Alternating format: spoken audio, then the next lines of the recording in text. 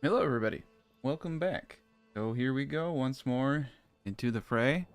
So last episode we got our nice butterfly castle up, but as we discovered, the double gate actually is pretty effective and I think looks a lot nicer. So our objective for this episode is to finish the series by taking this third province. I don't know if this will be the end of the series because it takes quite a bit of time to get these castles up. Probably this and one more episode for sure. But we got a lot to do. But we want to take this province and we want to try the new castle design. So let's just do a couple of things just to make sure everything is in order. I realized over here I have honey in this large granary, so I don't want that. And that's good. Also in my guide I talk about that I released today, how food variety works, and I want to re-emphasize this for you. So marketplaces no longer require that you have one kind of good to meet it. As you can see here, the bread, honey, and fish are all being used for the third and fourth food types. You can see I have 5 food types available. So you can mix and match. I call this like the goulash approach, where you just have a bunch of mixed goods that you have low amounts of. So optimally, like having just a giant pit of marketplaces would yield the best result. Unless you're using overstock mechanics, they won't fill a stall if it doesn't need to be.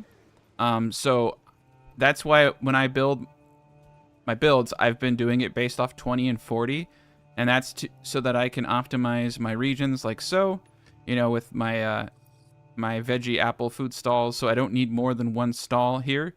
You can see I have 20 apples and veggies between these two, and so I'm perfectly using that market stall.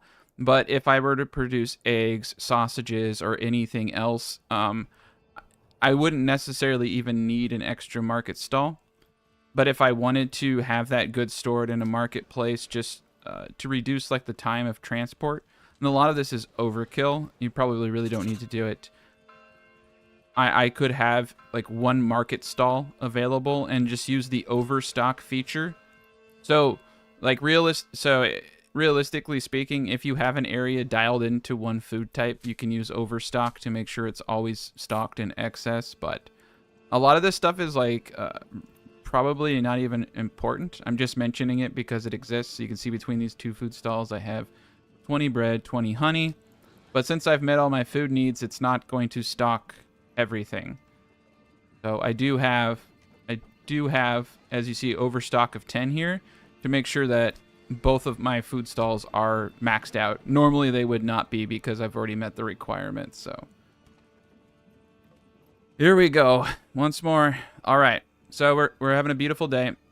Over here we're getting up to we just got a bunch of houses up to tier 3. So we need to continue trying to get that 4th food type. So over here we have vegetables and apples and berries, and we're going into bread production now. So I'm going to slap in 4 families, put 1 in the windmill. We're going to get ourselves another ox. We're going to put a passive berry team of 3. I really don't need the full 800 berries from this because of spoilage. Like I said, you lose about 22 to 30% year over year. So if I'm not selling it, which I guess I could sell the berries, but there's still some stuff going on with trade where it's not completely effective. I'll keep throwing people in there and hopefully it works out one day. And we got lots of booze. Everyone's drunk. They're having a good time. We're at 87%. So actually, I'm gonna upgrade this to a large tavern so that we can get more people drunk quicker. The brewery is going to remain a tier 2, this individual over here. But yeah, I personally don't really want to do eggs or any of that stuff because I just don't really need to. But I have all these open plots. I could do meat, I could go sausage. To be honest, there's just too many ways that you could do this. So I think we're fine the way we are. It's actually, I would say food is easier than ever, and you don't even have to go to the extremes that I go to. But I love going to extremes. It makes me feel good. Mostly I just like seeing if I can do it. So, okay. So what we need to do now is start a fight. So we have a lot of hungry hippo warriors over here. And we're going to come over into this region and try to take it. I still have that one mercenary group from way back in the day taking money from me. So I'm paying them basically social security wages for the rest of my life, actually, because I'm pretty sure they're long gone and dead and I'm still paying them. I'm pretty sure a lot of them died, yeah. But yeah, they're not going to let me stop paying them, so. But luckily, between the two villages that we have, we're pulling in a lot. But I really need to get that fourth food type. So let me see. Do I have the oven going? Did I leave the oven on? Okay, small stable. All right, let's go to tab. Tab's a good way to see what production buildings you have. I remember. Yep, here we go. Here's the oven. Cool. All right, oven on. Everybody's up. We got rye, and I slotted all these guys in rye in the last video. But let's see if we can pay social security wages for some other folk. We're going all out because my last battle was actually really big, and I don't know if that was a glitch. But I'm not playing any games with this man. And honestly, I actually could potentially lead him back into my castle here, which would be kind of cool. I built this castle and we haven't fought in it. So, all right, let's leave our gentleman back here. Let's leave all of these guys here too. And then these dudes, we just don't really care about them. So we're gonna go start a fight with them and try to trigger the combat to come back up against our castle. It's gonna be an absolute slaughter. It's completely unnecessary, but I think it'll be funny.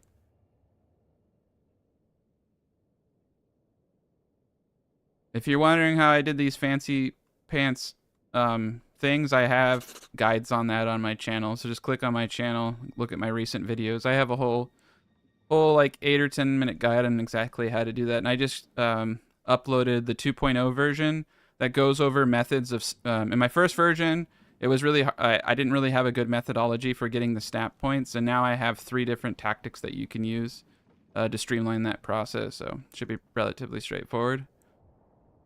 Okay.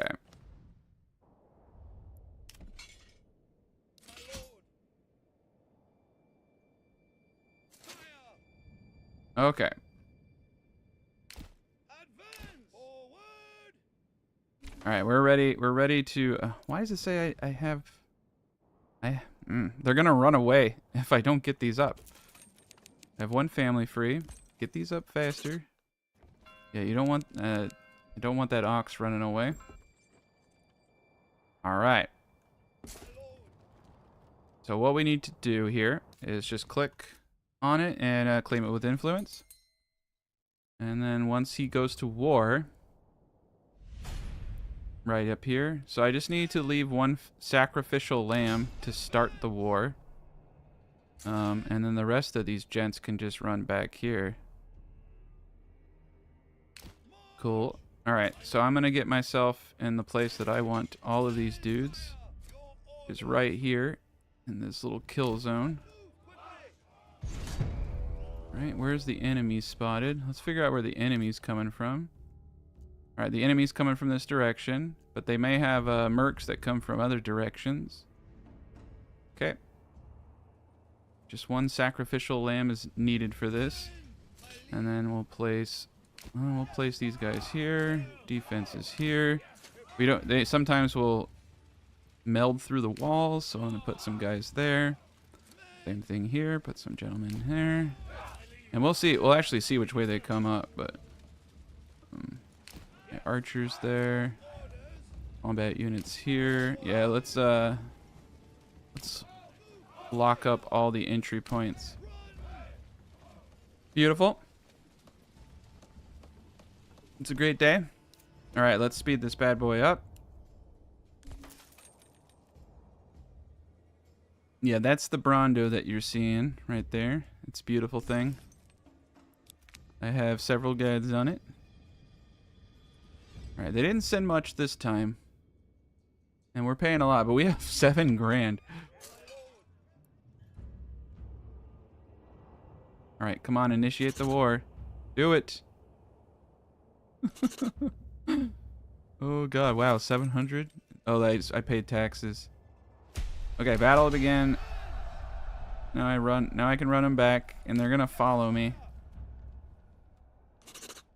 You gotta proc that battle begins, or the war just keeps going. I bet you they're gonna nerf this though. Everything. Oh, I lost the battle. Okay, they did nerf it. You used to. Okay, that's fine. That's fine. They nerfed it. You used to be able to pull them. Now I have peace declared. Okay, damn it. They nerfed it. It's all right. It's okay. I'll just start another war. We'll just do another war. I'm fine, man. I'll fight everybody here. We don't even have to play nice with these guys because they're really weak. I'm gonna come in with 0 stamina and we're just gonna kill everybody.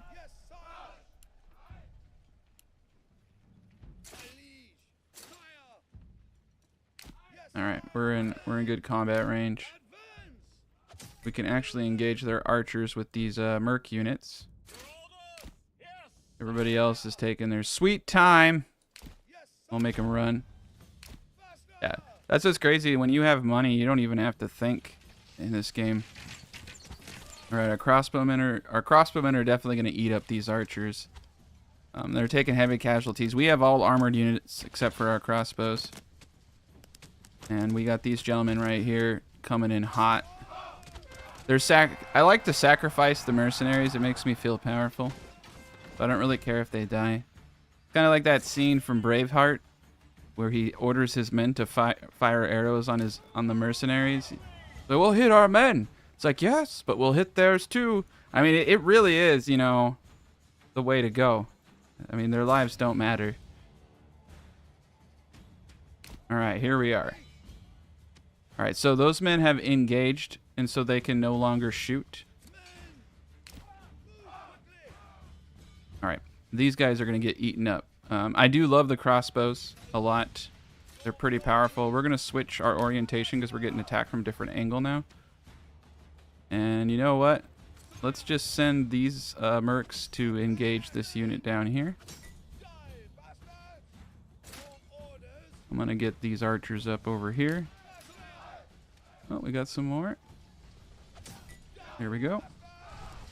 Oh, yeah, look at those crossbows, man. They really did a number. Kind of feels like the crossbows are actually shooting pretty quickly now, too. All right, we'll throw the mercs over here. I thought they were going to come at me with a much bigger army. So we're just going to throw men at them.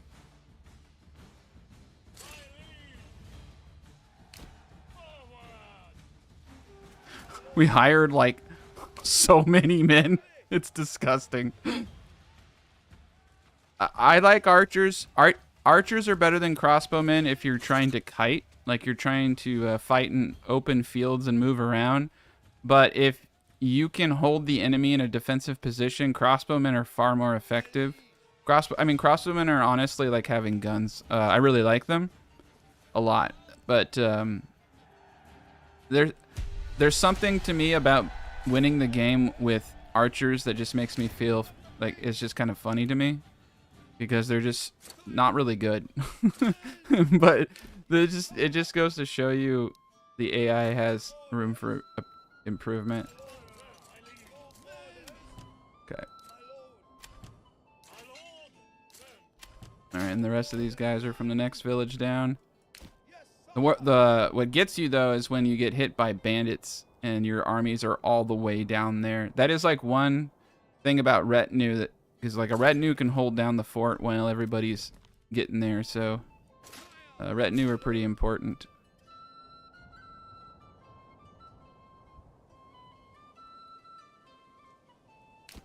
You're asking if I'll do an updated guide on trade. Trade is not in a place where a guide is necessary. I actually think that trade can be easily summarized, to be honest. So the way that trade works currently with the new patch, they used to go to the closest trade post. Now they go to a random one. But whatever is in that trade post is what they purchase. So if I have 10 carrots here and 50 in, well, they'll only go up to, 50s. And I have 40 carrots in another trade post. If they go to the one with 10, they only buy the 10 carrots. So I've been on it. I killed a horse in my last raid. I need to buy another one. I think. How many horses do I have? 4? Okay, cool. Yeah, I've just been doing one trade post until they fix trade posts, and my money is better than ever. I used to have multiple trade posts because I was trying to utilize horses, but then after watching Strat's guide, I realized that I didn't realize they were only going to one trade post. So it's better just to have one and focus on a couple of goods, in my opinion. Like I'm focusing on stuff that I can rapidly produce, like fish and veggies and things that are gonna like spoil if I don't sell them anyway. I think I might start selling honey here in a bit. But that's it. I mean, until trade becomes more complicated, there's really not much more to it. And it's like that's it. That's the honestly in the guide I have coming out on the 1st of January. I have another one that's bigger, and I've had to redo a lot of stuff because I didn't know this. So you only burn 1 firewood per month, even in the winter, and they just upgraded the tooltip, and I don't remember where it is, but I confirmed that too. So I made a correction to the guide I released today and put that in the notes, but I have that updated for the official guide that's coming out the 25th. But I have a small section on trade. But I just did the whole thing for you right there. The section that I have on trade is that you're kind of just better off doing one trade post. Honestly, you could try doing 2 trade posts, but like I said, if they go to buy fish, like this, if this one had 3 fish and the other one had 40 fish, they're just gonna buy the 3 fish and take off. And at least before you used to have control, right? Because like especially here's the trade point. Like I could just put something there. Now I asked the devs and they said that the next patch, not this one that's currently here, is going to address trade. Because I was asking if we could control the specific goods. Like if I could say this trading post sells fish and honey, and fish and honey are only stored in this trade post, much like the markets work, that would solve all of the issues. The issue is that goods are being split and they're only going to one trade post to buy. He said they're going to revamp it potentially with a whole new system. But but also, I mean, there's the potential they could just treat it like the marketplace, and that would fix. I mean, honestly, I don't know how long it would take them to do that. I figure, like, I don't know why they can't just do that now. But it sounds like they don't want to waste time on it because they want to do a whole new system or something. But we'll see what they do, man. I don't know. I have no idea what they're doing. But that's just my 2 cents right there about how I would fix it personally. But I don't. They got their own. They got their own. Timeline, and they got their own ideas. I think the only ideas that they take from me is how to destroy things that I enjoy. Like they got rid of tavern trickle effect, but to be honest, it's really easy to keep people drunk now. And we upgraded the large tavern over here. All right, we're at 800%. Cool, we're in good shape. I'm gonna overstock this bad boy to 15. We're just gonna keep that thing flush with booze. Now, one thing I don't know is, does ale in a tavern... No, it does have a spoilage rate in the tavern, very low. Okay, yeah, so you'll still lose it. Spoilage is pretty brutal in the recent patches, so as soon as I get stuff, I basically sell it. Like, we're at a point where we're making like 500 veggies, so we're going to lose 30% of these veggies if they just sit there, so I might as well sell them. In 1 year, we'll have lost, like, yeah, like, a lot. I'm going to bring this down. Anything over 300, we're going to sell. Because that's all I need in a year to survive. Alright, we're in good shape. We're doing the Lord's work. We're going to start getting bread in. I don't know what happened to all my apples. There's like there's got to be some kind of apple glitch. Like I feel like the apples are just like disappearing. Anytime I load into a game, I've noticed like I don't have apples, and then a little bit after playing, I have apples again. I don't know. It's so weird. Yeah, micromanaging trade posts would be great. Okay, so we have this beautiful area with wild animals, fish, not a lot of salt, not a lot of anything, but it's got a glorious little mountain peak. So let's take a gander. We got 5 free people. Feel like everyone's doing the best they can do. We got easily several hundred bread right there. I'm trying to think. I used to always do herb gardens, but now unless I'm selling those herbs, they just stockpile. And because I've limited myself to the amount of trade goods, I don't really prefer trading the herbs because I can't produce them at the levels like I produce, you know, veggies and berries. Like I don't produce several hundred a year of those. So I've just stopped doing it so they don't clog everything up. Basically. All right, yeah. Oh, someone stole all my stuff. All right, so the storehouse is having issues. We need to get one more person in there. What's kind of cool about having a little pit of marketplaces though is you don't have to min-max everything, so you get away with less market workers than for clothing and fuel. With food, I like to do it simply because I need 4 food types. I like to dial in everything. It's really cool seeing the cart come over here and stock the food stalls. They're doing a good job, but now that the trees are mature, we should be doing a little bit better. The one thing that's kind of out of control is firewood. I think I might have to start selling firewood, simply because I can't tell it to stop, and I don't want it to stop. So I'm gonna set it to anything over 400. It's not a really good trade item, but that is, I mean, it's worth 1. In that regard, I guess you could say it's a good trade item because it's easily produced. But yeah, we're still paying 30 forever. Okay, so here's the deal. We want to take this region, so we're gonna put a camp over here. So it looks like, ooh, it looks like there's no back way up, and there might be a back way up into this. But so the animals are there. This is kind of weird. Trying to figure out if I can get back here for these trees. Yeah, there's a back road, but the problem is I don't want to hurt the animals. I could put a farm plot over it to protect the animals, but I hate the way it looks. It looks so dumb. All right, we got a back road there. The area where the animals are, and I don't want to move this because when you move the animal posts, like, things get glitchy. Traps aren't, I've been told traps aren't really working very well either yet. It seems like the majority of wood's gonna have to come from down here. Firewood would probably be good to produce right here. Just keep it away from the animals. All right, let's put down our dude right here. And we're going to spend the big bucks to get plentiful. That's great.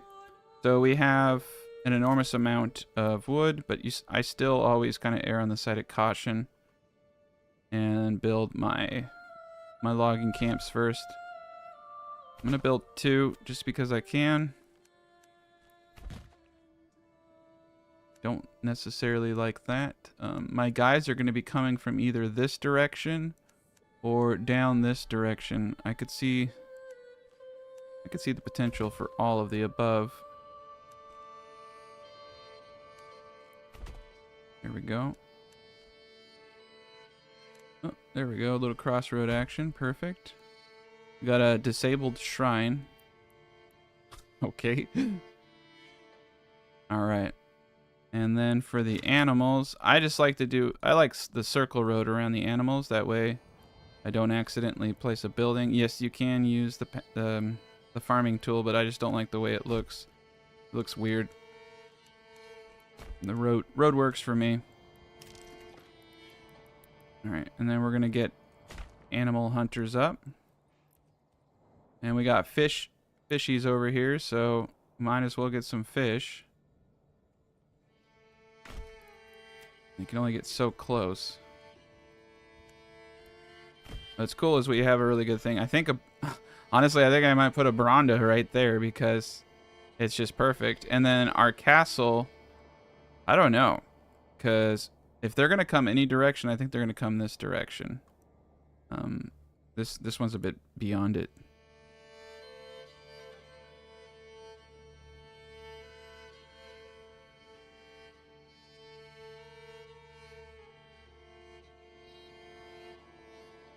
Here we go. I haven't decided if I'm going to do this, like, take these live recordings and make one large episode. I might just start a whole new series with everything I've learned and make a well-edited Let's Play. There's a lot of abstract talking in live streams that it doesn't really do well in Let's Play formats. All right, we're doing great. Now, I would like to do this challenge over again with everything that I've learned. Especially because I think I can make a cooler, like, I think the butterfly looks a little weird. I think I could do something cooler there, but we're gonna try to remedy that here. All right, let's get the hunting camp up. Let's also get the granary. I'm gonna put right there, and the storehouse I'm gonna put right over here, and we're gonna do wood cutting right there. Honestly, what's kind of cool is we can just do a lot of this right now. I hate having the saw pit and the boards all the way down here. I feel like that made it take forever. I think we're just gonna leave the saw pit up here and just have them haul the logs to it, which is inefficient, but at least the storehouse will have the boards here for, like, all the castle is gonna take hundreds and hundreds and hundreds of boards, and they're gonna have to run all the way over here to get them. Yeah, usually you could, I mean, that's what's interesting about these small maps, is everything is a little difficult. That's why I actually like this map a whole lot. It's really cool. All right, let's get, I should have probably got another hitching post up first, to be honest. Let's get 2 hitching posts up, and let's get some more ox.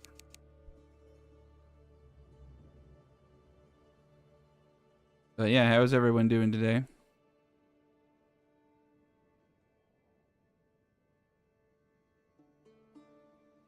There we go. Yeah, the new patch is really awesome.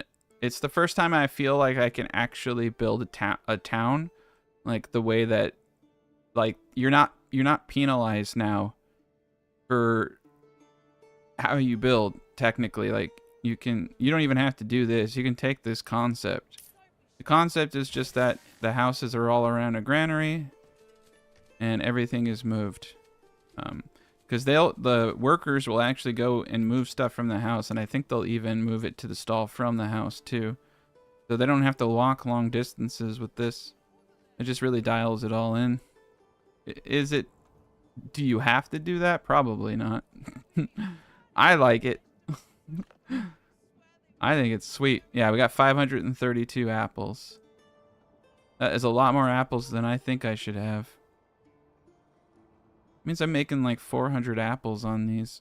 I think I like to be conservative and you know, go under. I think I said 350, but yeah, there's probably a bit more going on there than I thought. I wish they would just give me a sheet of how everything works.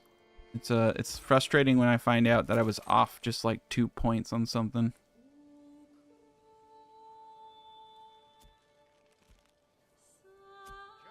But whatever, I do my best.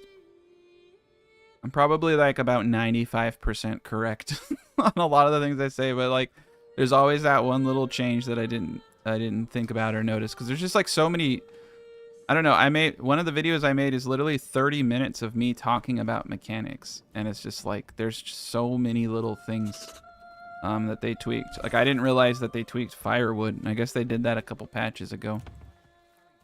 But I believe the people who tell me that, because they are always on the Discord and always talking to the devs and stuff. So, good thing is Manor Lords does now have a pretty established community, so there's a lot of very knowledgeable people. Alright, I'm just going to upgrade the brewery anyway. We're going to get all these buildings to tier 3. Got apples. Yeah, we got 352 apples. So it's about 350. 337 now because they ate some. Okay. I wonder how I got those extra berries down here. It was weird. Holy cow. I got 3,000 firewood. I have enough for 95 months. The thing is I really don't want to tell him to stop working because, like, I'll forget, and then, you know, 20 years from now, everyone just freezes to death. But you can't set limits on firewood. You can on everything else, but I have no ability to control how much firewood is made.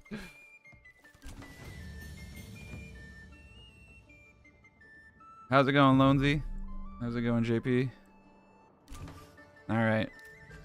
We got everybody going here now. All right, hunting camp's going. Now remember, my generic storage is full, so unfortunately, I need to get the storehouse up, or we're not gonna be able to get any more meat. I might as well just take the dude off because he's not doing anything. I can't tell how many times when I first started playing Manor Lords that I just died because I wasn't bringing in food and I couldn't figure it out.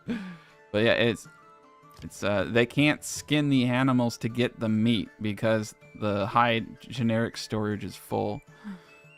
Man, it's kind of embarrassing, like when you sit there for 3 hours dying for like a 2-second fact or like just like stuff like that. There's just a lot of pitfalls in this game. Okay.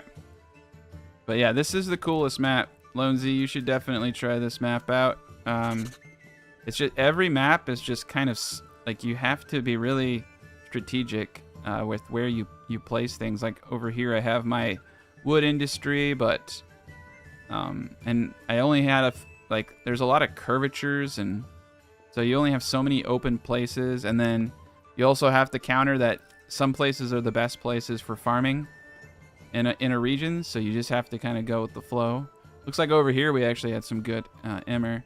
Oh yeah, this new territory has the best farmland there is. I totally spaced on that. So we're going to be pretty heavy farmers over here. Yeah, the apiary thing is pretty nuts. What's kind of annoying is I did it with 6 and I wasn't getting enough honey. But then like once I went to 8 to 9, like it just, I don't know why, but once you hit 8 or 9, it just really starts to take off. 12, I've been told like 12 is the best, and if you want to get the full 2 per day, like you have to have this absurd amount, and it's just not worth it past 12. So that's what I've been told about apiaries. Yeah. Yeah, this is my favorite. I mean, you could honestly do a pretty good series on this one. But the goal here is that we're building town to town to town. So you just have basically a whole stretch of towns in this mountain valley. It's pretty gorgeous. And yeah, this is my favorite map. I know a lot of people are really into the river map, but I mean, it's basically just a flat map with rivers on it, whereas this is like got tons of mountains, and it's just got a lot more features in my opinion.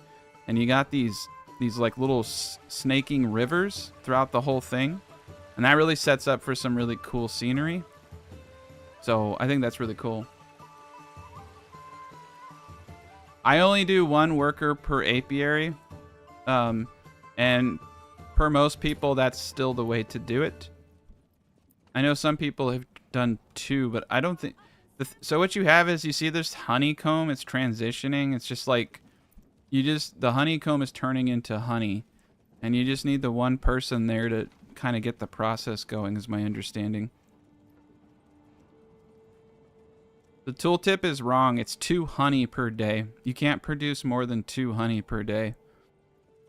But you need more than 2 apiaries to hit that level. You need like 8 or 12. Hopefully they fix that soon, because they've had that in for a while.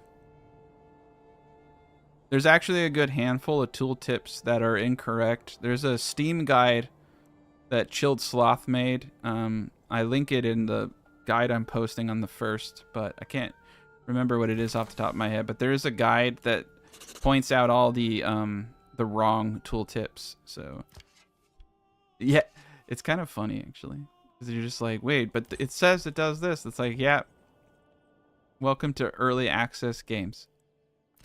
All right, we got one dude down here. It's kind of, yeah. And the same with firewood. The tooltip said 2 firewood in winter, but it's actually been 1 firewood in winter for quite some time, is what I was told. So I'm like, crap, because I thought it was 2. Because the last time I tested it, it was 2, and I haven't tested it since. And I've never seen a patch note, and I've never had any reason to believe it had changed. It's kind of hard to test that specific mechanic, but I guess it's not too hard. But I shouldn't say hard. It takes about 2 to 3 hours to test each of the consumption mechanics, because you have to have everything in a very controlled setting, and then I have to leave my computer on, and then I have to go through the data. I mean, yeah, so I have to film. I usually do about 5 years. I do fast forward for about 3 hours, and then I'll look at 5 years of data, and I'll write it down, and I look at the variances of consumption. But that's how I know how many berries you get and all that stuff.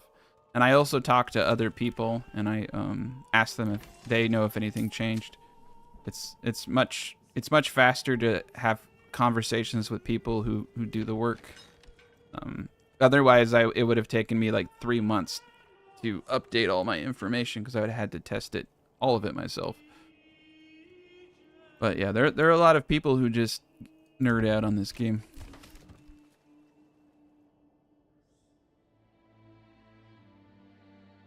Yeah, I like the mountains. I like the mountains the most because it does just dial down what you need to do. Like, you just need to build this mountain range up. And I need to make sure these people don't starve to death, so I gotta focus on that.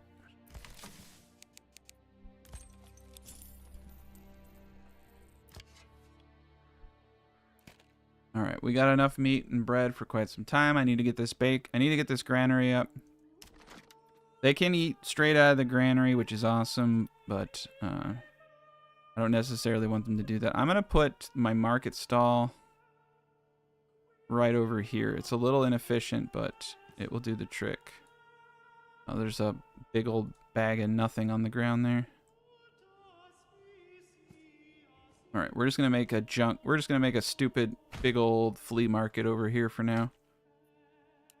There we go. And then we're gonna get our first well up. Oh boy. Is there no water? Okay, water right here. Right, all flowing into the river. How nice. All right, we're in good shape.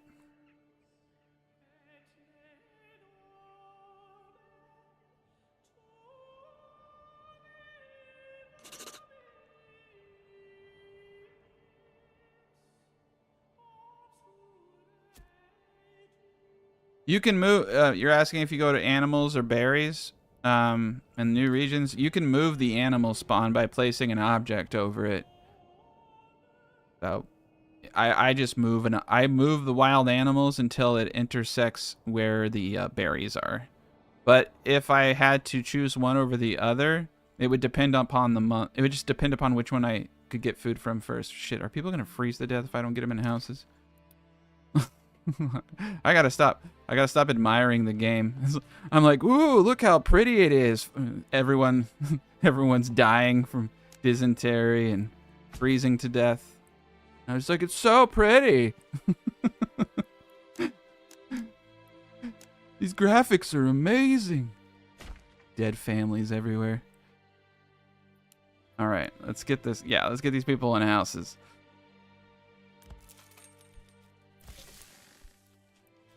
It is a really breathtaking game.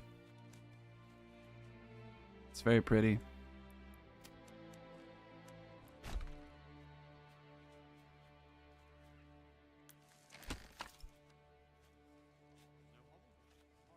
Okay, we're in good shape. I think right now they're just having I don't know, sometimes you do need to kind of baby it with pathfinding. So we're just gonna build a road down to this road. Here we go. Give this horsey man. So this is a trader to go into one of the other towns. All right. I'm gonna slap 2 people into here. Yeah, he's going to the next place. But yeah, this is the coolest map, man. It's really cool because, like, look, we can see the other town in the distance from here. You can see the windmill going. I mean, there's a lot of detail.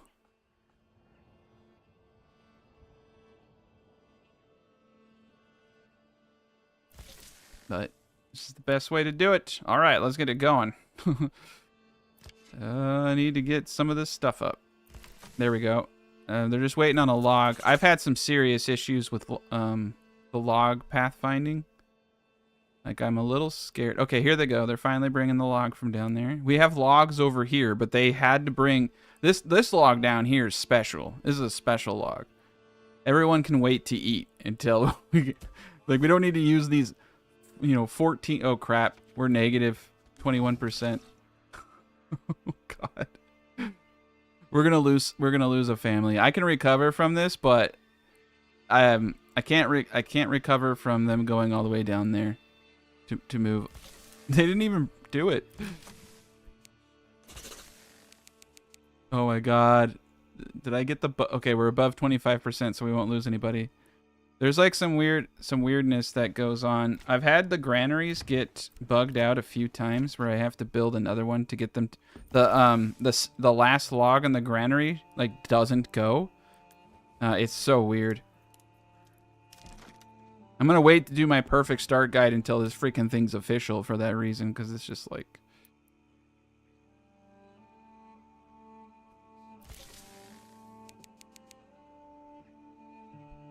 That family ain't gonna recover. Nope. Oh boy.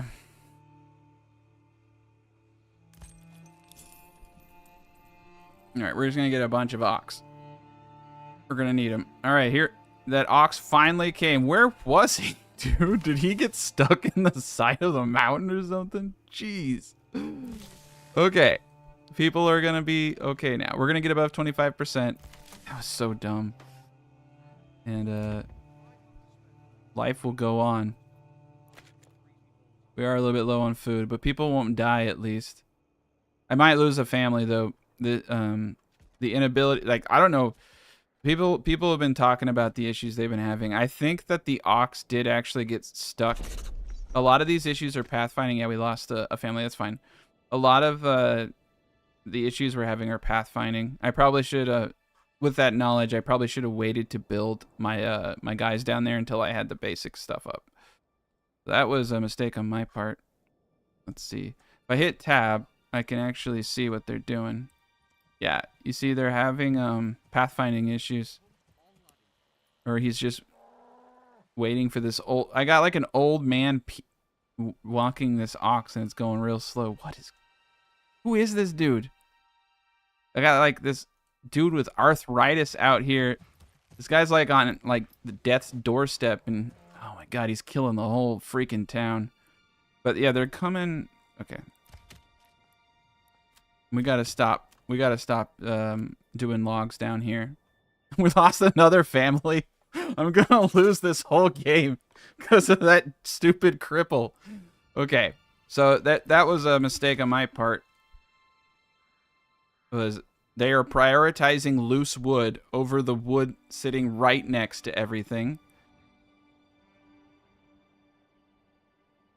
I don't know who that guy was, but I need to figure out how to get the AI to attack me. But yeah, no, we're going to turn off the logs down there. We have freaking 20 logs sitting right here.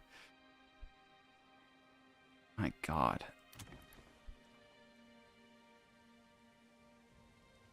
All right, we're gonna be fine. It's good. This is actually gonna be pretty hard. I might lose another family if I can't get these people to stop. I hate glitches so much, dude.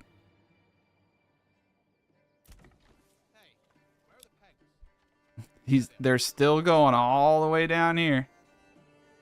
My God. It's going to be okay. I think we're going to get down to 2 families at this rate, though. And I don't know if I can recover with 2 families. I am gonna try. One of them, we gotta bring in food. This is so screwed. Oh my god.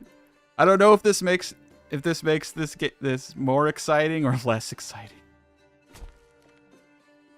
Okay. Yay, we lost our freaking granary worker and we lost another person. Woo! They will actually eat from the granary. All right, well, at least everybody's got a house now. I think I'm going to lose. This ox is stuck with the log. He's just chilling. And this ox is also stuck. What is he doing to that ox? Okay, so both of the ox are stuck. Beautiful. Shit. What am I gonna do? Okay, all right. Assign them both. Fire them. Sometimes I've read you can get them out that way. All right. I just need to get above 25%.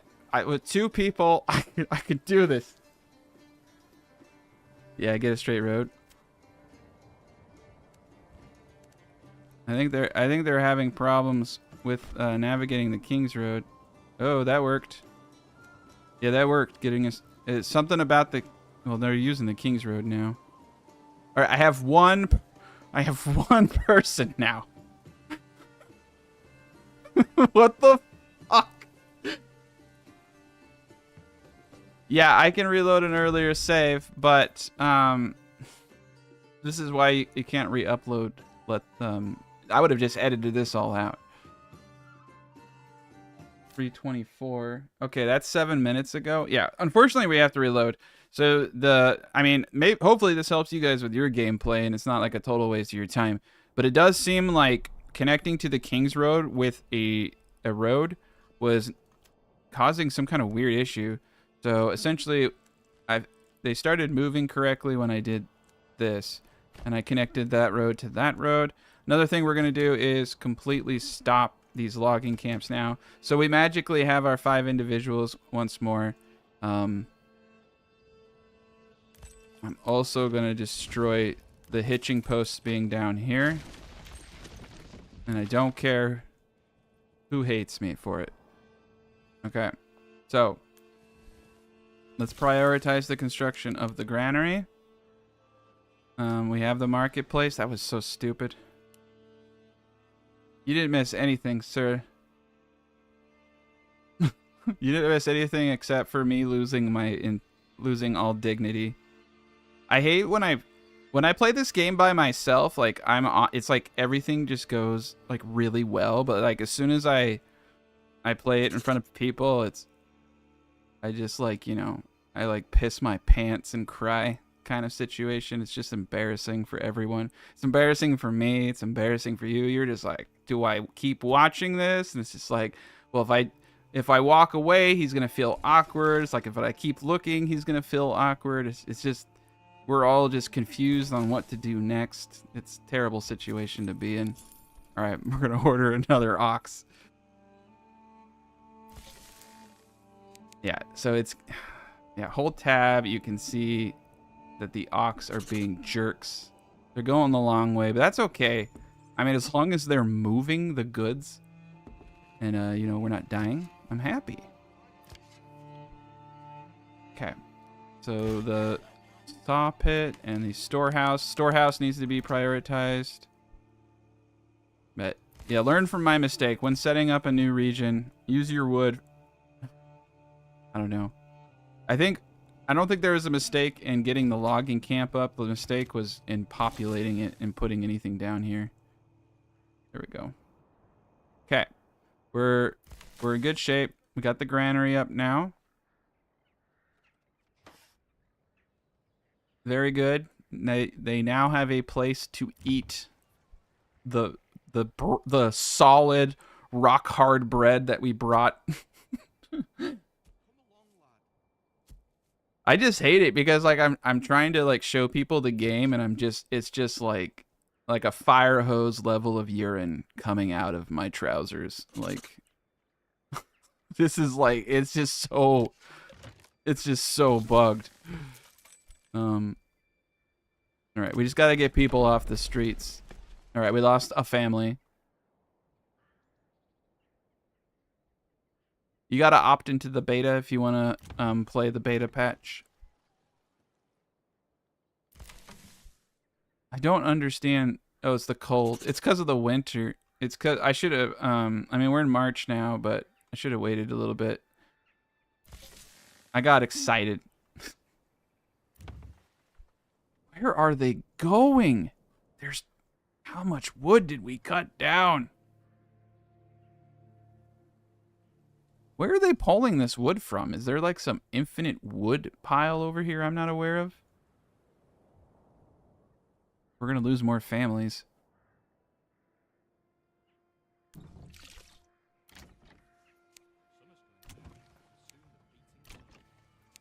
I just need to get people in houses.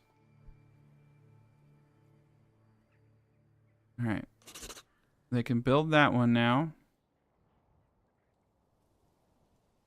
It's not gonna be enough. We're gonna lose one more family.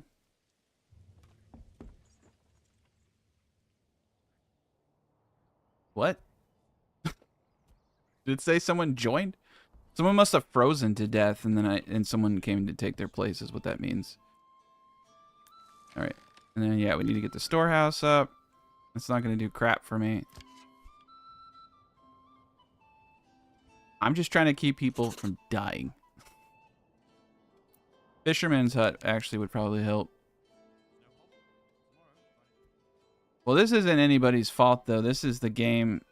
I mean, it probably is my fault, but a lot of this is weirdness with like, I don't have any logs down here.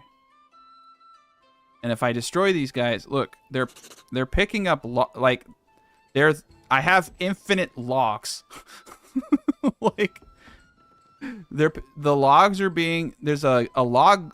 These logs are, it's saying I have 10 logs here.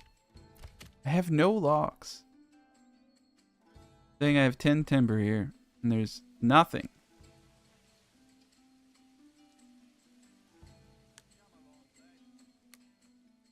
Oh, this is so weird. Well, I mean, now I have infinite logs apparently, or some shit.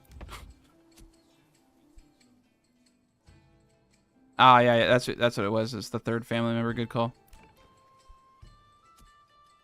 All right, we're gonna try to redeem ourselves here.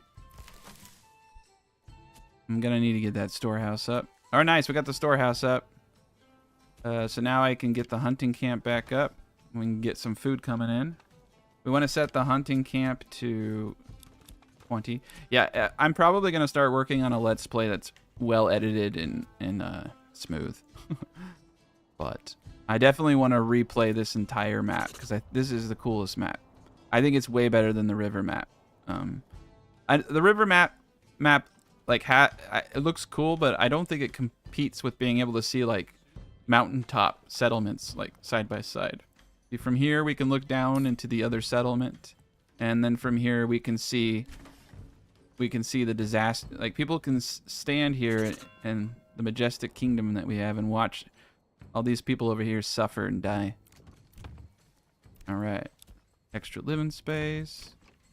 Extra living space. Let's get these bad boys up. What the heck? Okay. I'm gonna get one more. I think we just need a bunch of ox. But they're still traveling down here to get wood that does not exist. So interesting. And somehow they pulled the timber from here, but they're having to go down all the way there to get it.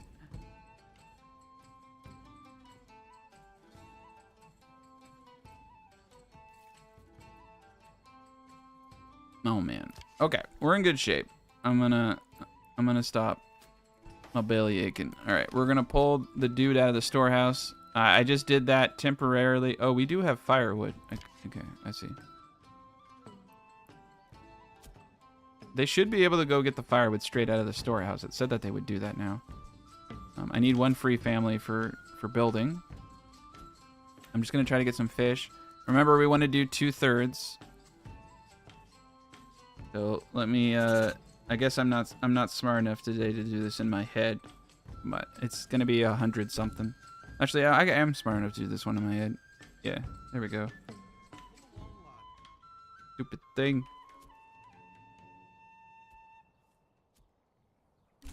I'm smart enough to do it in my head, but I'm lazy enough not to do it. Yeah, 235.84.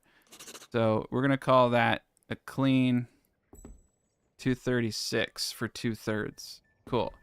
That will give us about 100 fish right there, and I don't have to watch it anymore. All right, we survived the reckoning.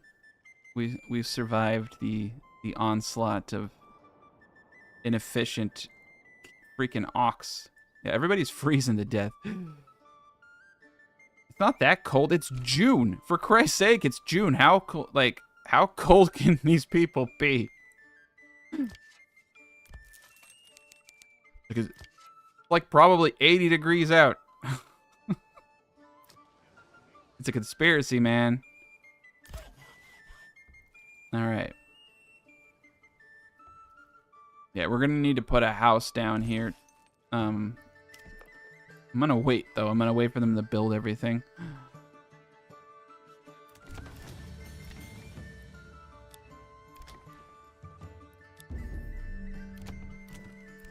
All right. I think I'm gonna hold off on some of these upgrades. We got one available living space. I need to pop this up. I think we're gonna shoot for the saw pit, and we're gonna go for a church ASAP.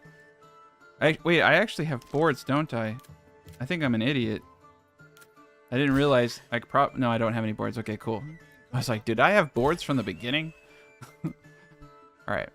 I have one free living space. I know there's things to build, but I don't need to build them right now. What I need to do is get I need to get more lumber, and that at 50. We don't have any logs. Or do I have that infinite log glitch still going? I'm gonna put one individual there. All right. We're not gonna go back into the 25s. I don't think. We have enough people now to maintain order. And we have the storehouse there. I think we're in good shape. How much meat do I have? 12? We have 72 fish. Well, 72 fish is actually more fish than we need. I'm gonna pop him out and let him start building stuff up. The thing is the logs were here, but they walked all the way down here and then grabbed them from an invisible, like, alien stealth ship, and then they dragged them all the way back. It's like some kind of, like, weird glitch. It was detecting this pile as being down there. It was really weird. There's aliens basically in the woods, is what I'm getting at. Okay. Alright, we got one. They're still all cold. Alright, they want fuel. I gotta chuck the dude in the storehouse for a bit. That's why they're cold. But it is July, so I think they're jerks.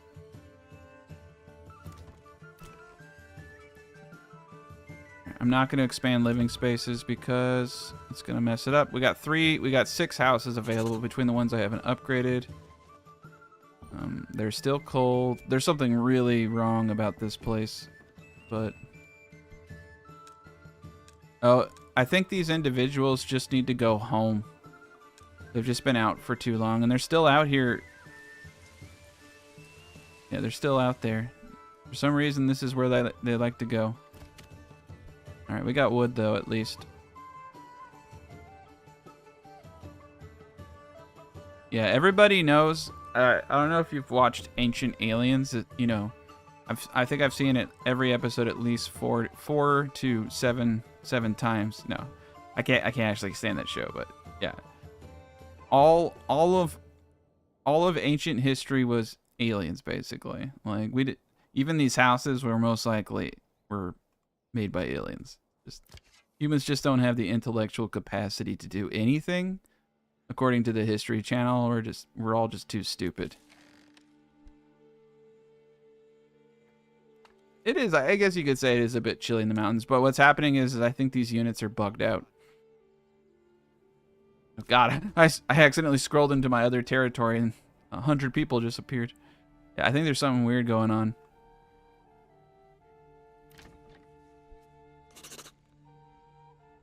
All right, so we got rid of the cold issue. New Jersey. It is kind of New Jersey-ish. I do think that it is technically earned the title New Jersey now, though. Because we do have aliens. I will be honest. I love all the random stories I get explaining what the drone situation in New Jersey is. Yesterday I got a story that said one of the drones dropped liquid metal, and I was just like, what the? Like, people are just like making things up now. The drones they're out of control, man.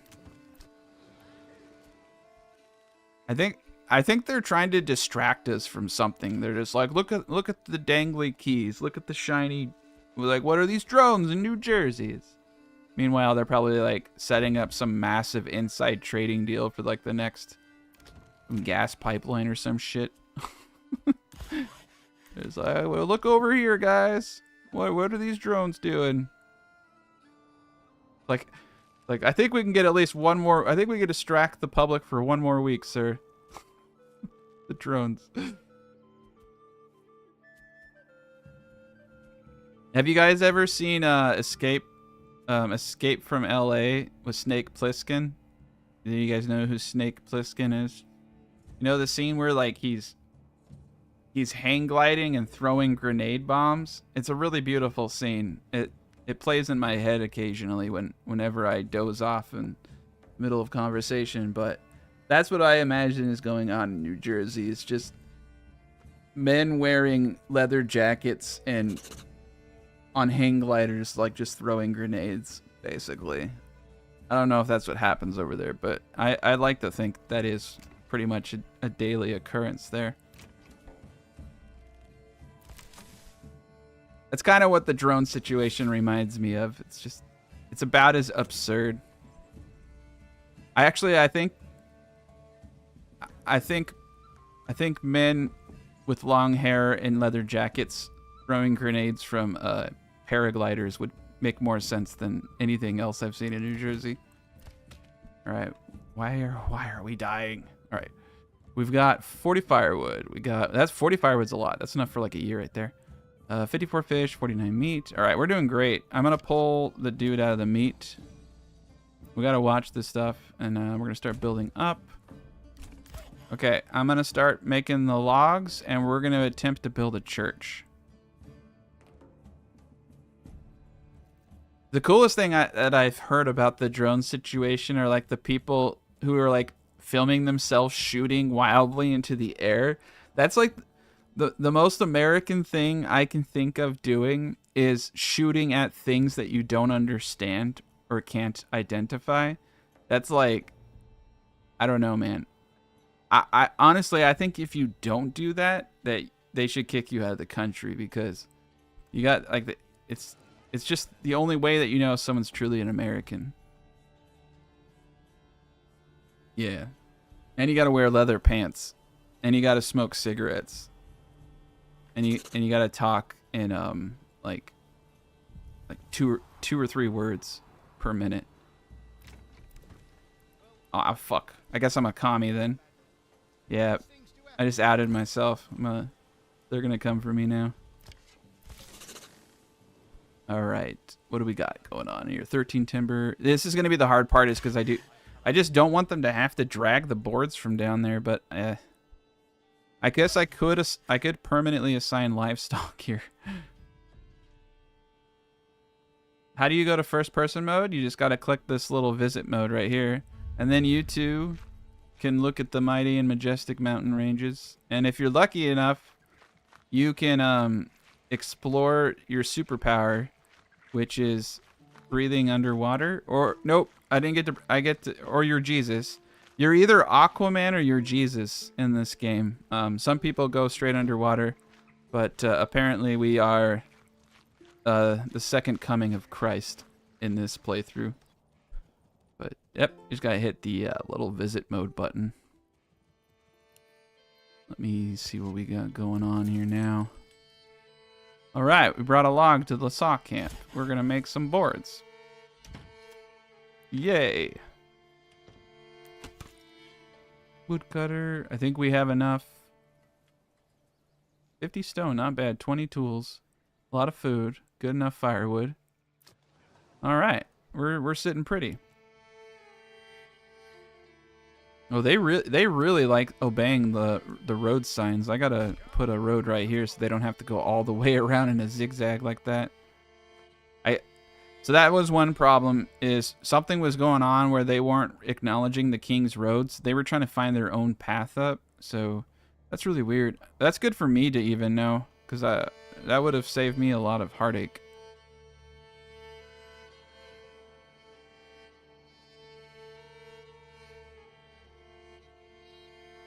Yeah, write in the comment section of the video if you're watching it later what you think the drones are. Go to the patch discussion in the Manor Lords channel and just start talking about drones. I'm sure they'll appreciate it. All right, we got some boards. Let's see what we can do here. I think what we're gonna do is try to get the church up first, and yes, we can get the church up now. I'm gonna pull him off the saw pit. We'll get the church up, and then we'll get families coming here. So we finally recovered. That was annoying. Oh, son of a... Okay, they're in end zone. That was a good idea to name it end zone. Someone did suggest... I was like, I need a name. I'm like, end zone. I'm like, that works. All right. We can fight in our rinky-dink little castle. We don't have to play by any rules. I'm not even gonna bother getting these guys. I'm not gonna need them. All right. It's kind of cool. They seem to assemble out of this keep. So the archers do at least, but the other gents, they have to run back. All right, I'm gonna need one of these guys to grab the attention of the... Oh, they already got their attention. If you see them with pitchfork or with the fire icon, they will start burning things to the ground. But if you don't see that, it means you got their attention. So just need to pull back.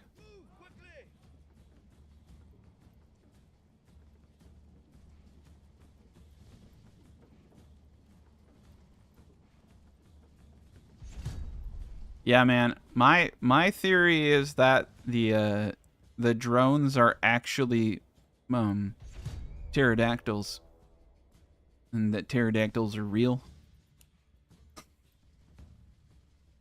Have you ever seen... So, I don't know if anyone's ever seen the movie Apocalypto.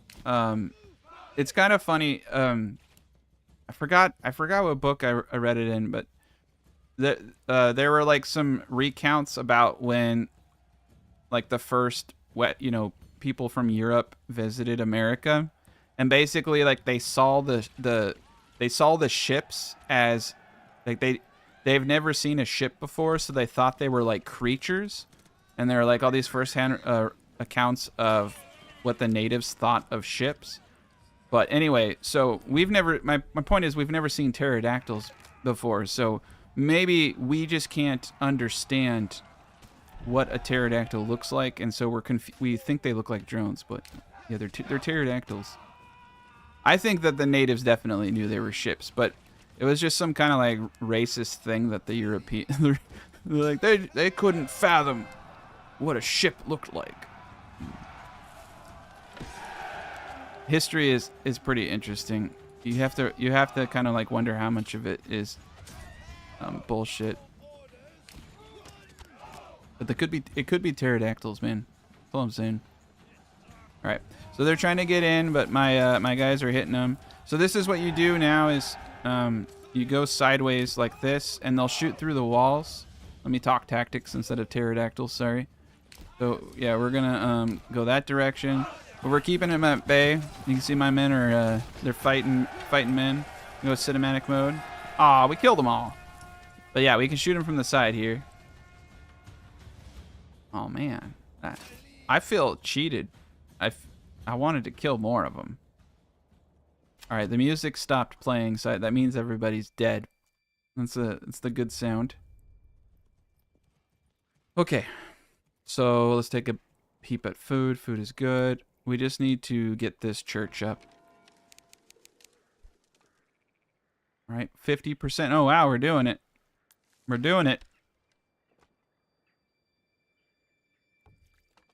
Yes, the drones are Europeans. That's what I was getting. The Da Vinci style Europeans with like that little hand crank. What is it called? The Opta flyer thing. I forget what it's called. The fish pond actually keeps. You're wondering if like you can farm on a fish pond. You can farm over rivers, but the fish pond actually won't let you come near it. See the snap points? You can actually use. Yeah, you can't build anything over it. You can build things over rivers though, but yeah, the fish pond won't let you build anything close to it. It's kind of annoying.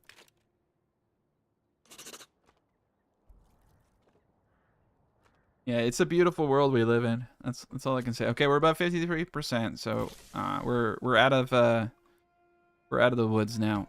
We're gonna be able to build an immense and amazing castle. So I'm thinking the castle goes here. This will just be an open pathway. I don't foresee the enemy coming up this direction, because if they come, they're gonna come from here, and I think they're just gonna follow the road right up. They usually take the shortest path, so that would be the optimal location in my opinion. All right, we're at 52%. Once we get our first family, I'll start upgrading these houses. Man, we actually did it without the church, so that's cool. Now that we got multiple food types. Yeah, you can typically do it with just firewood, multiple food types. We don't even have a tannery. So I'm starting to think that the perfect start is granary, storehouse, 2 food types, and a woodcutter. So logging camp first, hunting camp second, your second food type third. You need to build all your houses, of course, and you need to get a storehouse and a granary up. But then that could hit your family. I need to get that down so I can do that in 2 months and start pulling families in quick. All right, the wood church is up, so that just seals the deal. We're going to be well above where we need to be.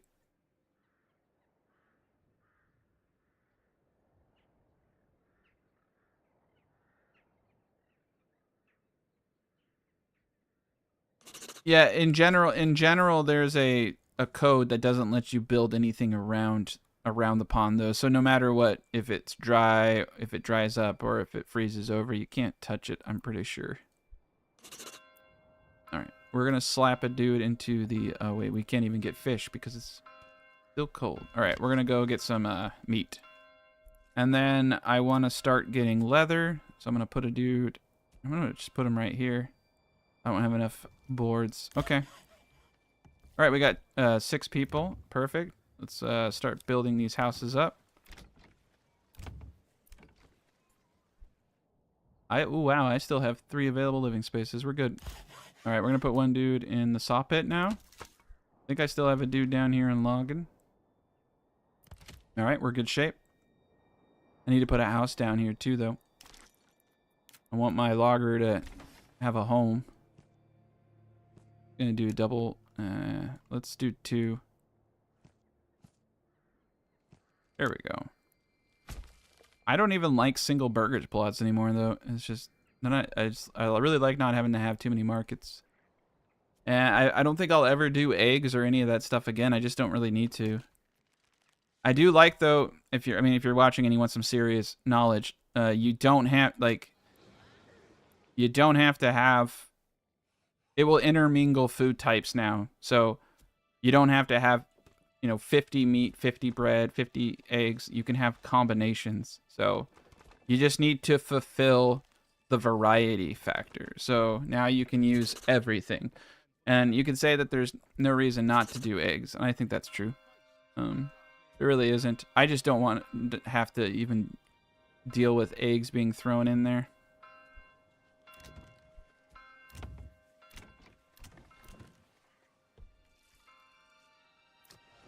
All right, we're good.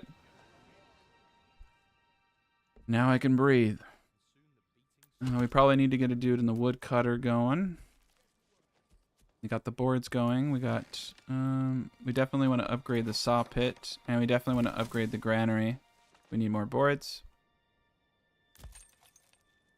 I have 70, and I want to save that because I want to do veggies. Okay. So we're going to get some boards going. I need enough boards to do a windmill, which I do have. Okay, let's do a Brondo. Now, first things first, so that I don't drive everyone crazy, let's line it up with the let's make sure our orientation is lined up with the corner of the map, where snapping points work. All right, so here we are. This is go time. So we want to come to our corpse pit. I think right here is good. And I'll show you the two there's 3 methods now for making your snaps work. Oh crap. It's on a weirdness. See that? There's a weirdness here. So we're just gonna go the other direction. Away from the weirdness. Alright, so 5 tiles that way. Oh boy. We're right there. 3 Hail Marys and you're good to go. This is actually, I think, potentially a better place for it anyway. We'll get this going. And you can just take, if you don't like all the angles on this thing, you can just take the concept. Just basically having all your houses facing inward to make it easier on your granary workers. I personally actually like the way it looks, but everybody has an opinion.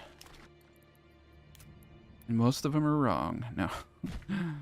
But yeah, not everyone likes it. Dear Tacticat, I hope you die. The Brondo sucks. Like, thanks, man. You're making the world a better place, one comment at a time.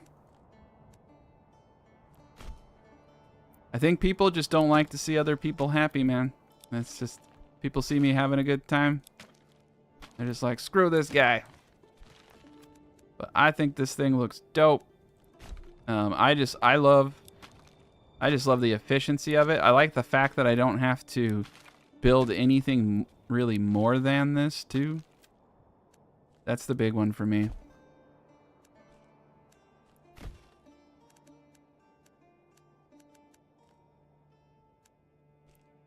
All right, let's actually build out the circle first. All right, I probably shouldn't have gotten, yeah.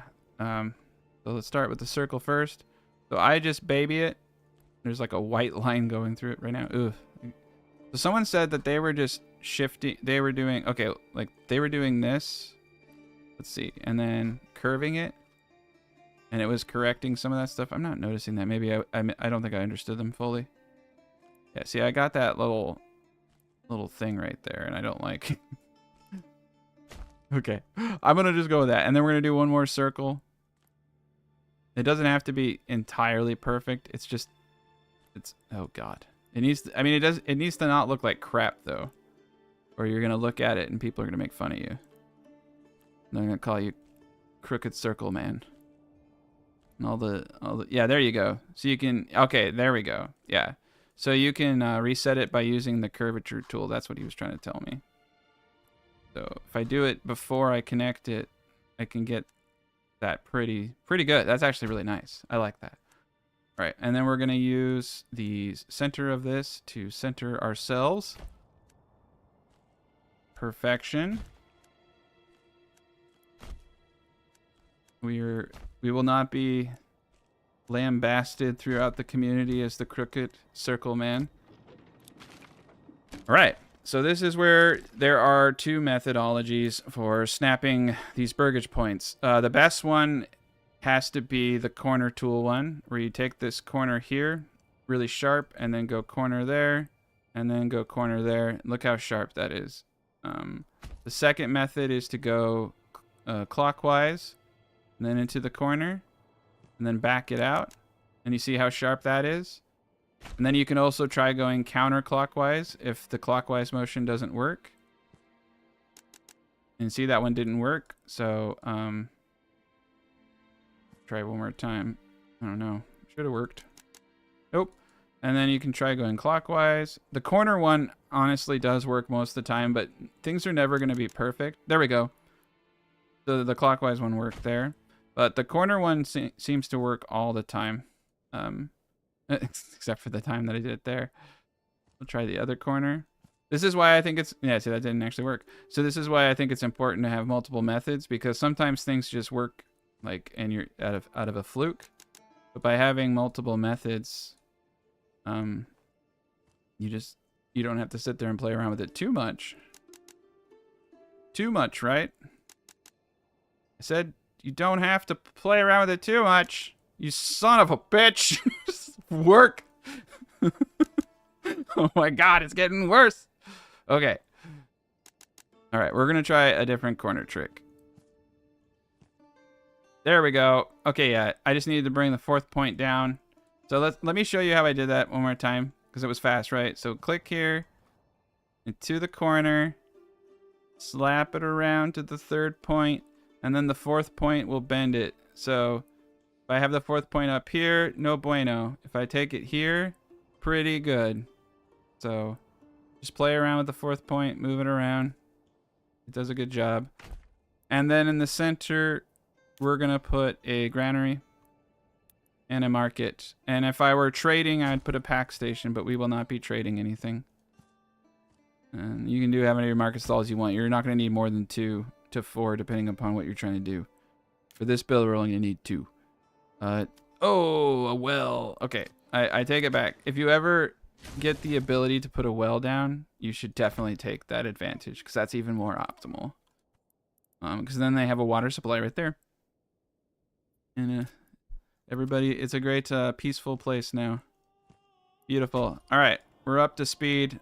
The Brondo is a proud accomplishment of any society, and I want to move this hitching post because I want this to be a smooth connection.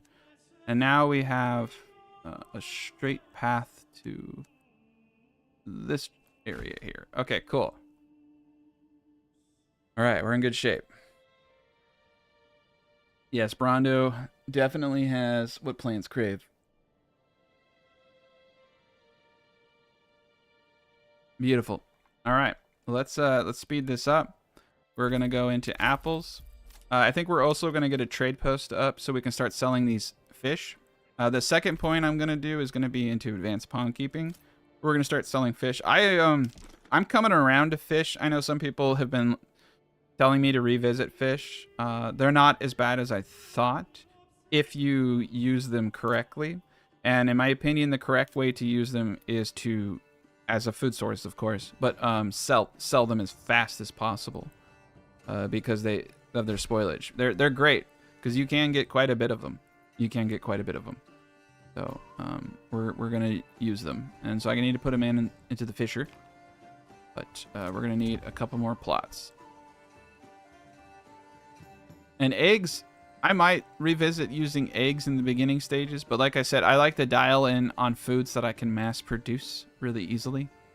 I would say if you have like a pit area, like where I have wild animals, which I'm not going to have a lot of, I might as well just do eggs here anyway.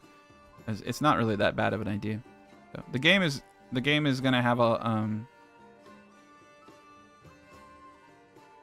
I think the best way to phrase this is like I don't see like what I do as the way to do it. I see what I do as the way that I like to do it because it's just easy. But there's always going to be lots of ways to do things that work well. Kind of like, you know, screwing in a light bulb. some people like to do it with their mouth. I like to do it with my hands. It's just, but both work. You know, both. You can technically put a light bulb in with your mouth. but I don't sit there and like do the research on that. Like I'm not gonna time myself like putting a light bulb in with my mouth and be like, see, it's so much faster with your hands. Like I don't need to do that. But if you want to, you can. Nah, I think there actually is a place. I think that there definitely is a place for chickens and eggs, but I wouldn't, if you have like a little area where you have eggs and you have meat and you have some other item you're not producing a lot of, like go at it. But personally, I just don't want the granary workers distracted with it unless it's necessary. Like if I'm not able to meet my 4 food types, like for instance over here, like I'm not able to meet my 4 food types with bread, I may consider going into eggs because I do have an area or a granary where, and I do have extra people, so it makes sense. You know what I'm saying? But as a standard, I don't think it makes too much sense. But it wouldn't hurt. I'd prefer not to have to do it though. I'd prefer just to get all of my stuff from bread, and I think that I can.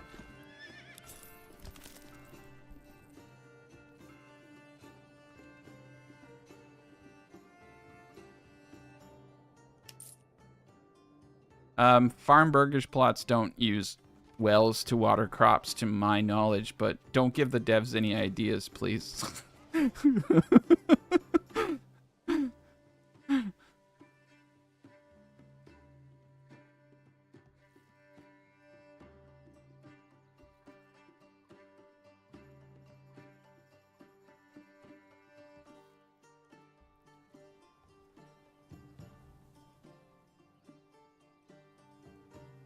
If your storehouses are getting full, I've just been building another storehouse and moving one worker out and into the other.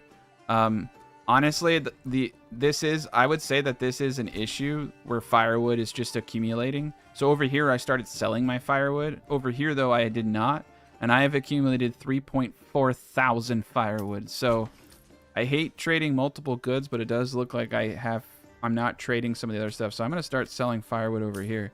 Yeah, let's put a quota at 3,400 firewood. That sounds like I'm not crazy. All right, 500 will do. Yeah, it's hopefully, you know what, man? I mean, this game is just gonna. I feel a lot more confident about the direction of this game after this patch. I was definitely not encouraged by some of the previous patches because I just felt the changes were not enough and silly. So I do think though that they finally are laser focused on the critical issues, and I think the game is just going to get better and better. Honestly, I definitely think they're on the right track. What sucks is I'm actually looking forward to the next patch because it's going to focus on trade, and trade's really going to revamp a lot of how things are done. All right, we're gonna do veggies on one side, apples on the other, just because I want to get it going. There we go. All right, we got a trading post. I'm gonna pop a dude in there, and we're gonna start selling. We might actually start selling firewood here first. I'm gonna say anything. We really don't need more than 100, but I'm gonna say anything over 200. There we go. Dang, man, look how fast this place grew, though. It's pretty crazy. Yeah, once you get that church up, it's easy sailing. So let's see what's going on over here. Are we meeting our goals? Let's go to the marketplace. We are hitting our goals. We're good. All right. Everybody here is happy. They have enough alcohol to make them stop questioning the drones, potentially. That's a tavern. Yes. Oh, no, 37%. They do not have enough alcohol. We need to get these guys liquored up, or they're going to start demanding rights. And they're going to start demanding that, you know, insider trading stop. They're tired of the the corruption. I mean, look at my treasury, man. No one's questioning whether or not I need that much money. I'm not doing anything with it. We got to shut these guys up. I need a Scrooge McDuck level of money or I can't sleep at night. I need to know that at any point in the day I can dive into a swimming pool of coins. Like, I'm pretty sure if you were to do that in reality, it would like break your face though. Like, I would actually be kind of terrified to jump into a pool of gold coins. Yeah, I don't think you can do that. There's probably some physical like limitations.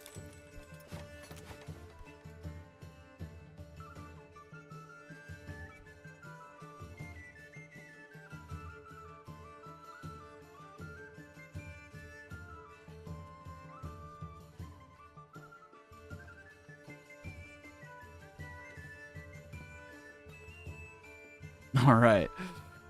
Okay, so this is actually the best farmland in the game that we have here. So, I mean, we built on a lot of it. Down here, I think is going to be a great place for farming. Up here is a good place for farming. The castle's going to go here. But the one cool thing about the small maps is like you really do have to like pick what you do wisely because there's not a lot of room. All right, let's get two fellas in the fisher. The one guy in the hunting camp, I think, is doing a good job. We have 104 meat. One dude in the saw pit. One individual there. One individual there. All right, let's make sure that we set the advanced radius on this. And stay away from the circle that I drew on the animal. There we go. He'll cut all that wood up. I think I'm actually going to preemptively get... I guess I don't need a forester on some of this stuff. I think I should probably preemptively get a forester since my area is limited. Get a forester up. All right, we got a lot of wood. All right, let's double these guys up. Beautiful.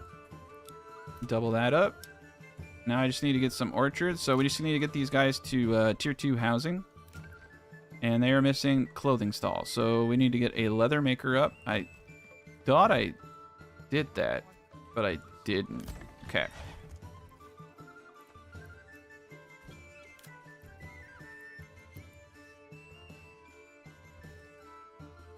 I feel like I did it, and I just can't remember where I put it. But okay, we'll put them right there. Then we'll get the clothing up, and then we can go to tier 2.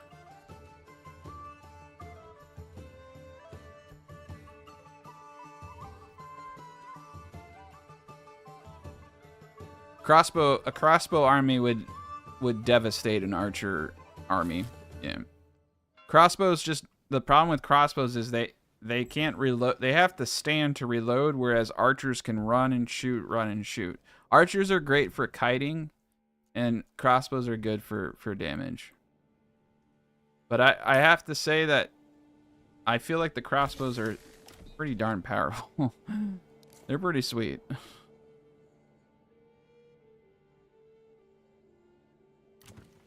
All right, we got 37. All right, we're starting to bring in money. There we go. That's a lot of meat.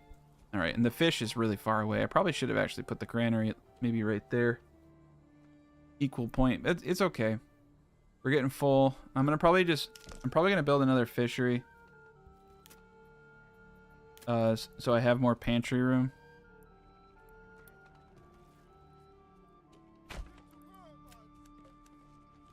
There we go. All right, we got Jesus. Got a trading post. Got a tannery coming up. Honestly, since I'm doing meat, I definitely think the animal pen and pigs would be... I think here we're actually going to go in on meat. What sucks is we have the best farmland, so I can't use this policy for hunting grounds. But I do think that going all in on meat would be kind of cool here. I don't typically like meat, though, because of the spoilage rate. But, yeah, we might do pigs, since we're already doing meat.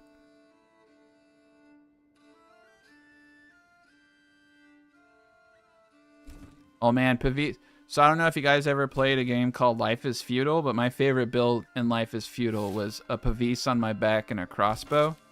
Because you could turn and you could block fire with it. So when you reload, you basically just like would turn. And then you turn around and shoot. It's so stupid overpowered. Yeah. That's the tactic that the Venetians used. So it's a pretty brutal tactic. Yeah, the funny thing is my expertise is actually mostly in combat. But on YouTube, it's building cities. Kind of weird. Yeah, it's kind of weird when you build cities when you're kind of just like into war. So I like games with combat.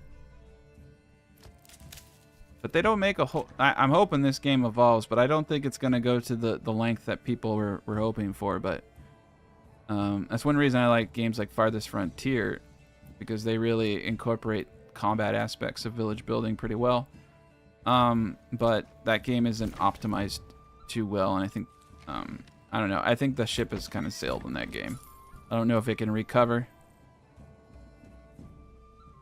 It doesn't... When you have a game like this, it's really hard to compete. Like, look how beautiful... Like, Manor Lords is just next level in terms of visuals. It's pretty dope. I have way too many people here who are doing nothing. And I got 9 people over here. So that's what I mean. It's like, you need something to do with all that energy. Like, it's like, okay, cool, look. I'm the coolest kid in town now. It's like, I need to go beat somebody up. It's like, I need an enemy. Oh, see, over here, we're not doing too hot with bread. So, I would actually make the argument that eggs make sense. And if I wanted to expand my bread making, you know what? All that shit aside, let's just do it. Let's just do it. Let's see. I could easily expand my bread, but why expand my bread and put 18 people to work who can just collect food stamps when I could give everybody a side hustle, right? So we're gonna make all of these people do eggs. I want to see if, since we do have a do whatever you want pile over here. So I'm gonna throw one more person in the granary. That was a storehouse. I'm gonna throw one more person over here into production. And we're gonna try to use eggs to offset the consumption of bread. I feel like this bread should be doing fine though. This is like hundreds of bread right there. There's something going on with bread. Holy cow, I have 125. We're gonna up the farmers to 6 people. I'm just gonna I have all these people sitting around. I'm just gonna overdo it. All right. All right, we have an insane amount of free families. Okay, let's go down the line. Saw pit's good. Storehouse good. That's good. Tannery's gonna go up. We're gonna do one more person for both wood and that. Granary, we're gonna pop that up to 2 people now. The trade post, I'm gonna pop up to 2. Buy a horse. The church, I should put someone in to bury the bodies when we go to war. We have 23 months worth of fuel. Yeah. And then we got no money because I spent it all on that horse. Cool. All right. Let's go to tier 2. Nice. We're going to go to tier 2 now to get some passive money. That's going to help us get them apples going. I guess the apples are yielding on the 4th year per chilled sloth. The way that apples are working now is you get 1 apple per tree until the 3rd year, and then on the 4th year you get 3 apples per every other tree. So that's interesting.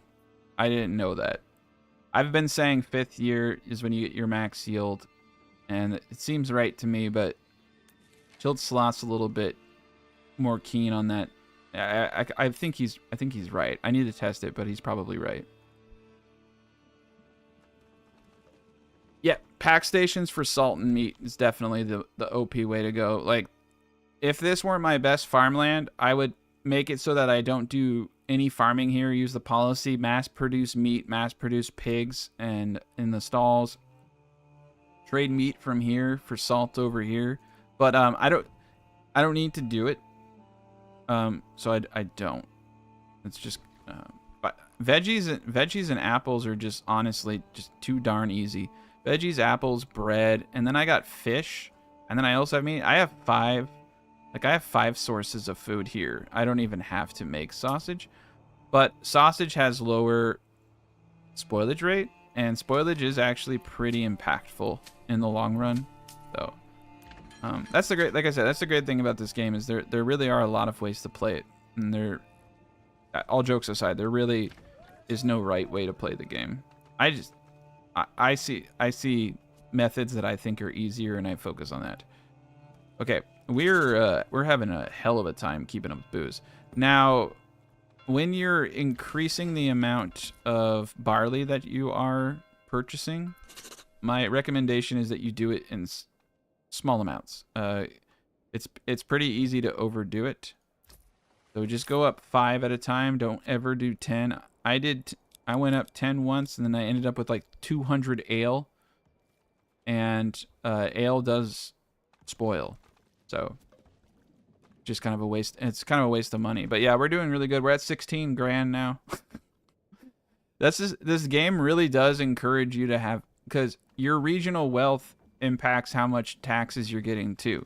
So if you're doing good here, you're going to be doing even better up here, and you're going to be able to easily pay off the royal tax. And I don't know why he doesn't. I have a -3 king's favor. I think is it per region or something? Yeah. Eventually, I hope that I can kill the king, because I don't like him. He's a jerk, and I think he smells. But yeah, he's always trying to get money off of me. Okay, we're gonna get these guys up to tier 2 and get our next perk point, and then we can unlock. We can get more fish that way.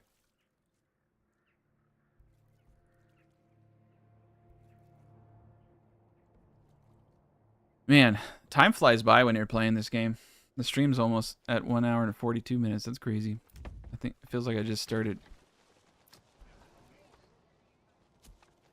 All right. So we're also going to have to start making boots. Now, for artisans, I do single plots because I don't want multiple families locked into the production thing. So we're going to need at least 2 single plots. One for shoes and one most likely for making booze. I'm going to pop those guys right there. All right, we got our point. New Jersey's going to go into fishing. New Jersey definitely has to have fishing. All right, cool. So we doubled our pond. So now we want to set our fish limit to 0.67, which is 2/3 of 704. Let me use my handy dandy calculator. Jeez Louise, I forgot the point. I guess I could just add it in my head, but I'm too lazy. All right, 471.68, which is 472. So this is the set it and forget it approach, and we'll get the optimal amount of fish every time that it pops up 50%.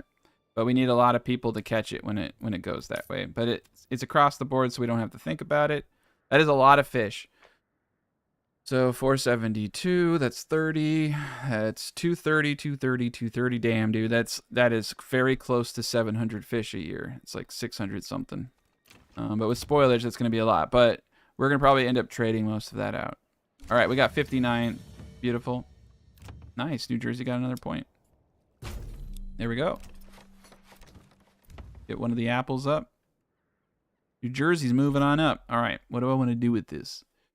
Oh, man, if I went into rye cultivation, it'd be so broken. I think, though, we are going to go into advanced skinning here.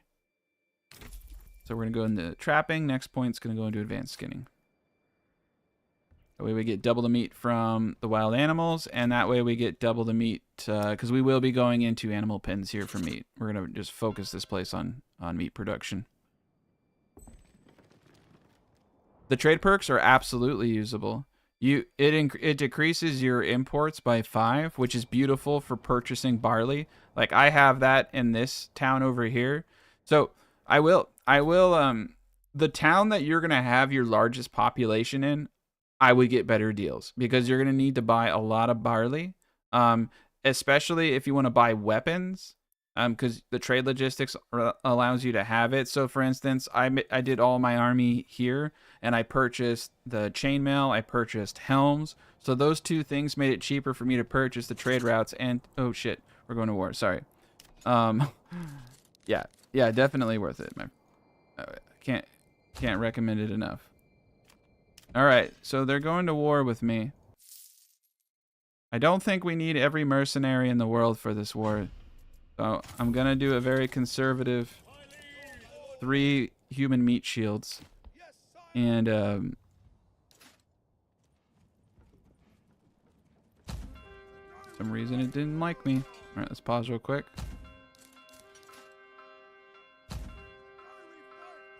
All right, we're gonna try to run the timer out because I do want to get everyone in position so that they don't just come on top of me.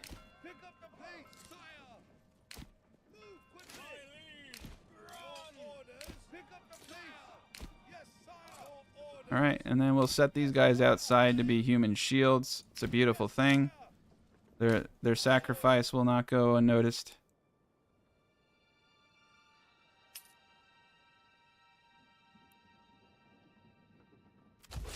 All right, they're gonna go to war with me. I don't know what direction they're gonna come from.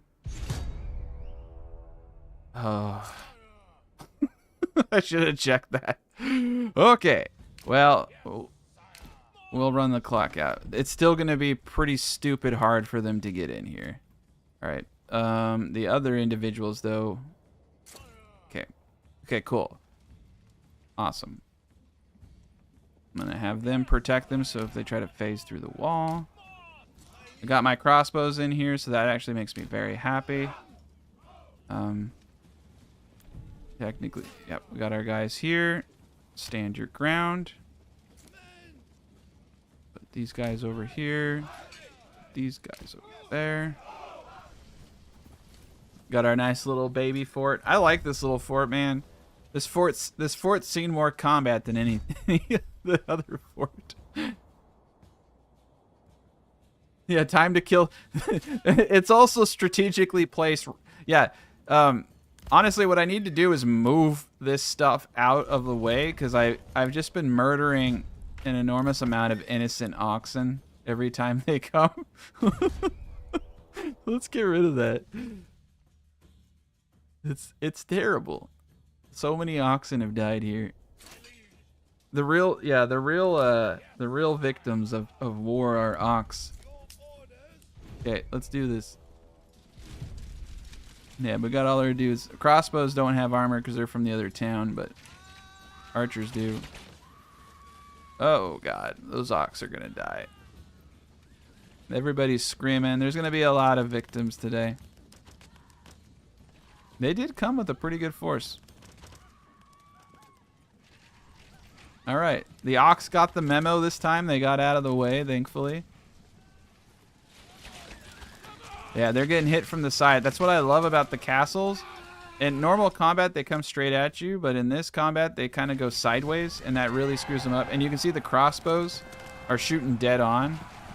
And they're... Oh, man, look at that. That's carnage right there.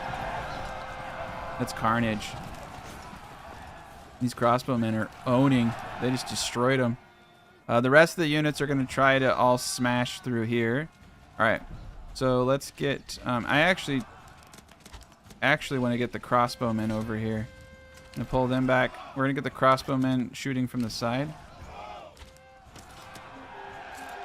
All right. My guys are getting a little they're getting a little handsy.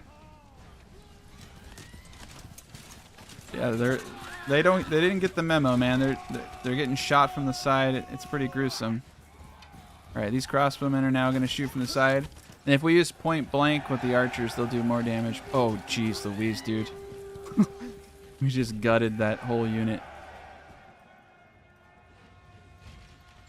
Nice. Nice. No survivors. That's the way I like it. I don't know where they're coming from now.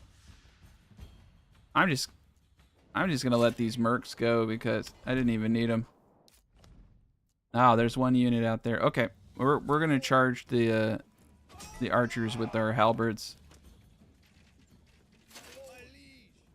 And get our crossbows in the position to help out. There we go. Yeah, those crossbows are really going to eat up these dudes. Oh, wow. Took out like 5.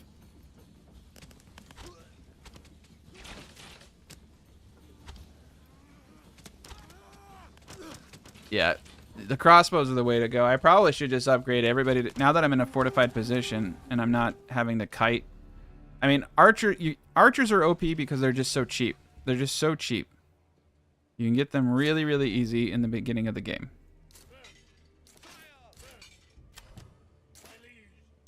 All right, let's take these people back home.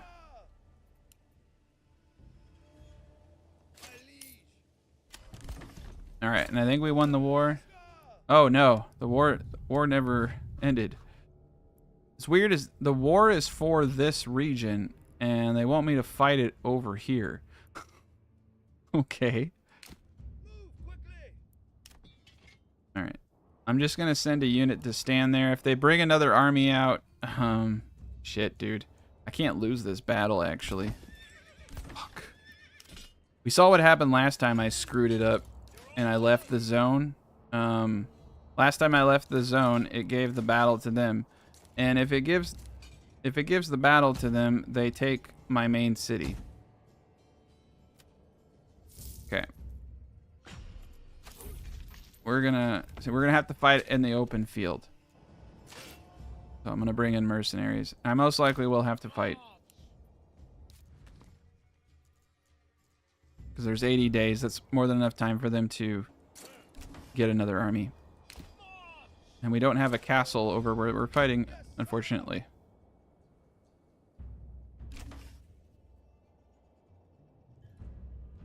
Yeah. It's like, shit. Battle zone's right here.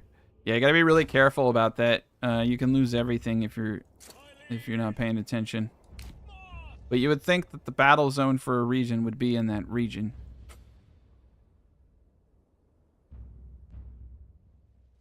There's something about here, man. There's something about here that they like.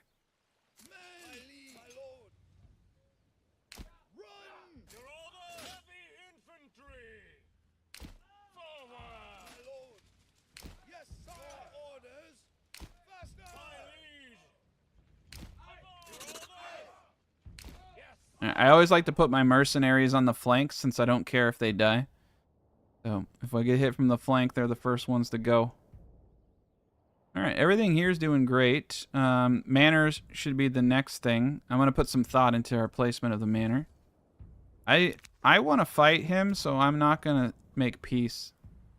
I want to go to war with him. Alright, level 2. Let's upgrade these bad boys.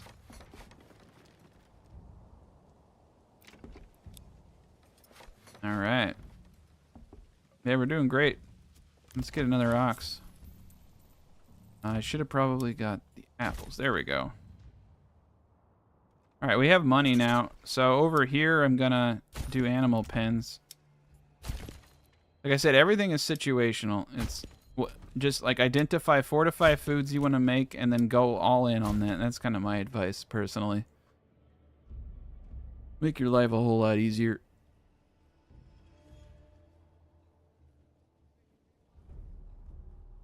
All right.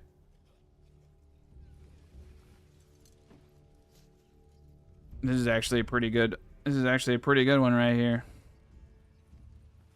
This should be the thumbnail of this this movie clip because soon we're gonna own it all.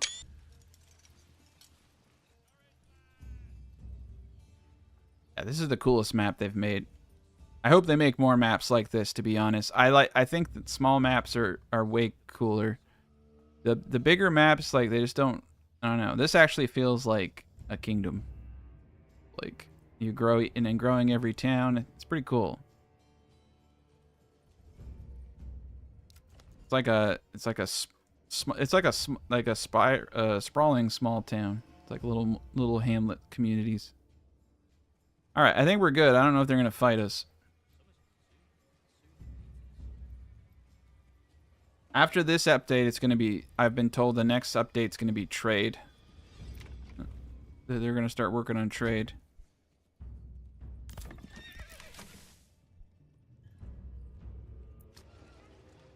All right, we need to get, we have tools, thankfully. We need to get these guys to tier 2 so I can upgrade one to make boots. We need boots to hit, and we're going to need some other stuff here too. Alright, these guys are jerks. So my question is, if I place my castle here...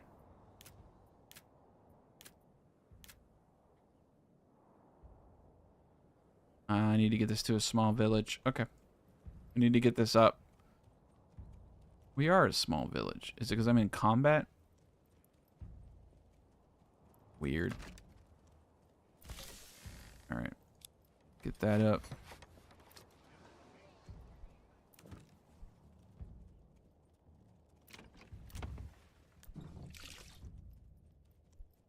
Might need to get a well down there.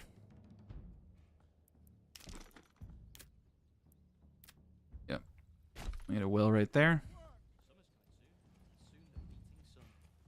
Yeah, I think we're in good shape. We brought all the guys out for nothing. Alright, let's speed this up. Let's see what goes on. So I was hoping they'd come with one more merc army. Before they would used to just keep coming and coming at you. I think I've fought 3 waves before.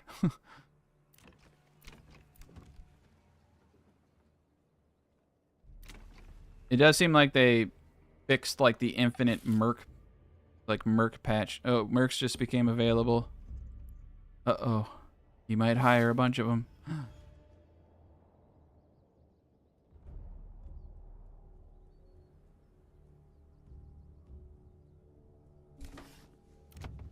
Alright. We're gonna go with Babe.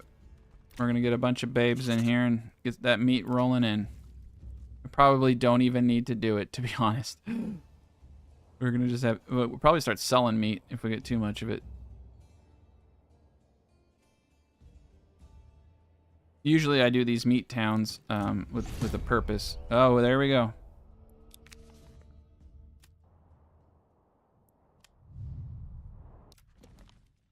Oh, is he not gonna come? Oh, he's sending one dude? Oh no, he's got an army. I was like, is he really just gonna send one dude at me? Like, I was so pissed.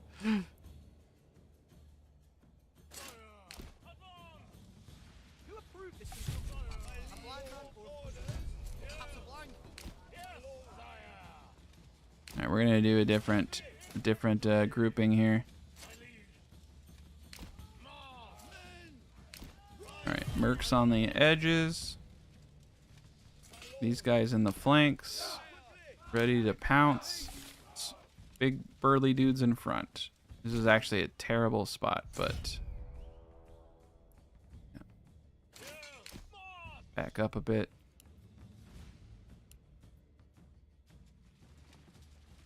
Here we go. Still not grand. Got little foliage blocking our shots, but they're only coming at me with a little... I'm going to back up just a little bit more. I want to get as much of this hill as possible. There we go. You want to keep your archers out of the trees, though. Ah, there we go. That works. No, it doesn't. Ah! There we go.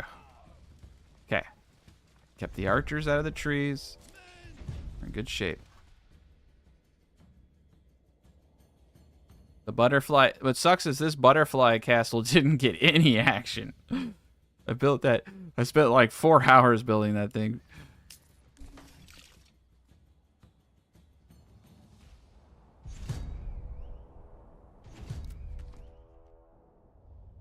Yeah, luckily they don't burn things yet, but I think that's probably going to change. They do get distracted. They're traipsing around my entire area.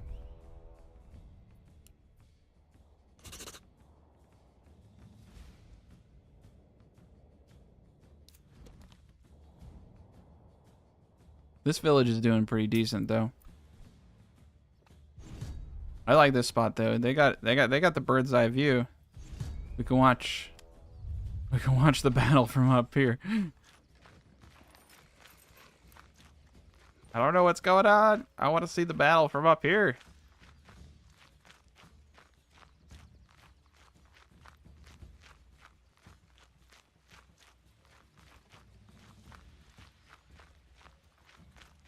Oh, those trees are blocking the shot. You can see the men through the trees. Oh, man. That would have been a good shot. That would have been an awesome shot to see the battle from there. I have to bring him out a little bit, but the tree's gonna block the shot forever.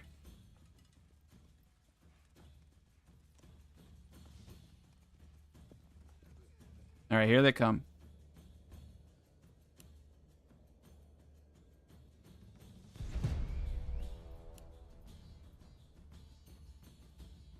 This is an easy one. They're gonna get torn up.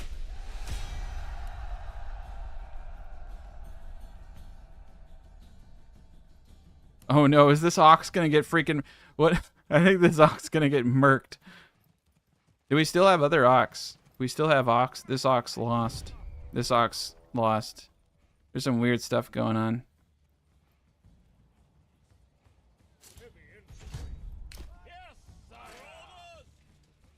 Alright, we're gonna do the flying V, Mighty Duck style. Alright, that's good enough for me.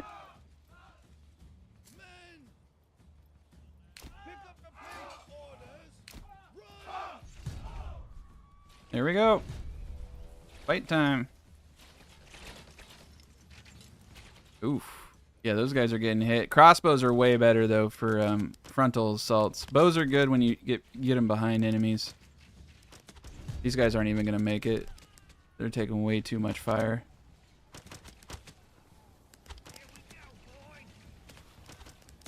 Bows are kind of cool though because you notice every time they get hit, they stop moving. So, yep, they didn't even make it. Awesome. Okay. Oh, those jerks. Alright, I'm gonna hit those bowmen with these guys. Alright, those bowmen are getting ripped to shreds by the crossbowmen, to be honest.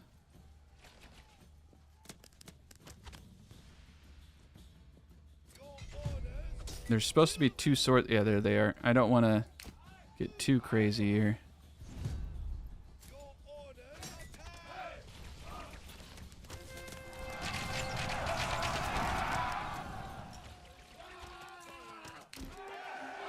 Oh, damn. We broke them instantly. That's awesome. Let's pull these guys back. I'm going to pull these guys back. My other guys have armor and they're good. All right. Yeah, we don't really have to lose anybody. We can just sit here and let them do stupid stuff like this. Charge into arrow fire.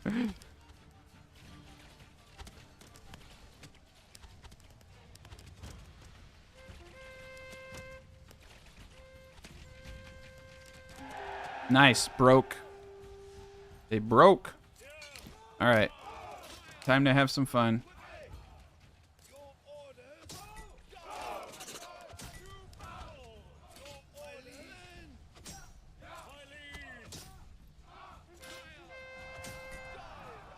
Yeah, this battle was over before it started. Oh man, they're running away. You don't turn your back to arrow fire. That's a death sentence. Alright, we got him. Now it's just 25 dudes running for their life from an enormous army chasing them. There we go. Yeah, we got it. Oh god. Yeah, some of them have to stay. Okay, we did it. Jeez Louise.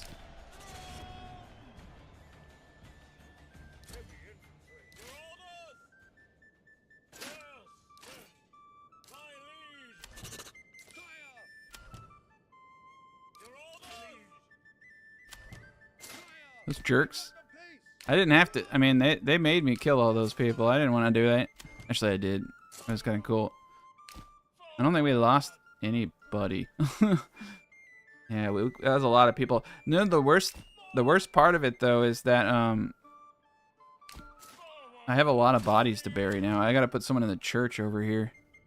We have 85 bodies that need to be buried, and one poor dude. I could build a corpse pit, but I'm just gonna make this one guy spend his entire life walking down this battlefield and bringing them back one at a time. Just I feel like he deserves it. It's pretty crazy though. Yeah, there's a lot of carnage here. My god. It's nuts.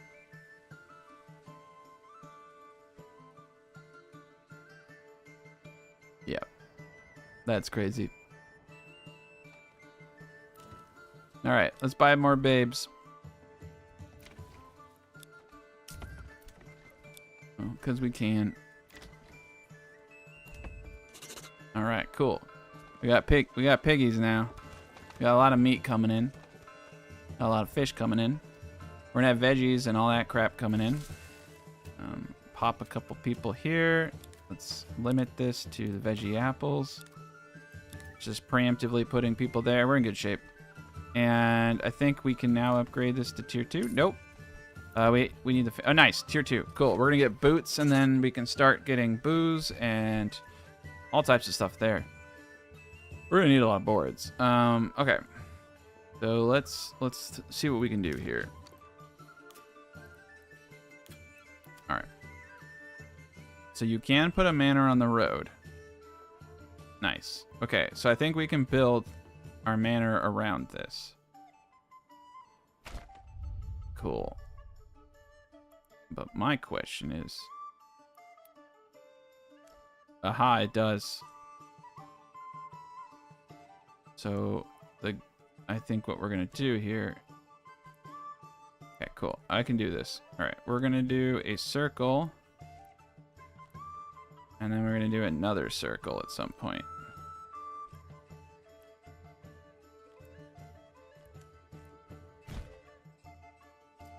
I need to set the limits on boards higher. We're going to set the limit on boards to 300. And we're going to boot up. We're going to have to start deforesting the world now, which is going to require more pits, more logging camps.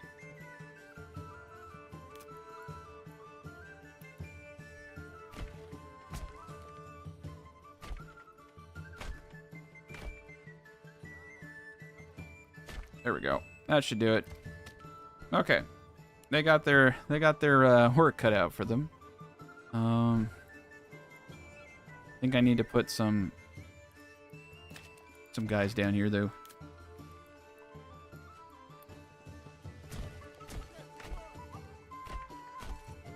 We're gonna have to do a major haul operation now. And let's definitely get a forester down here to repair the damage. Gonna be a lot. Okay, and then once that guy's up, we'll get the boots.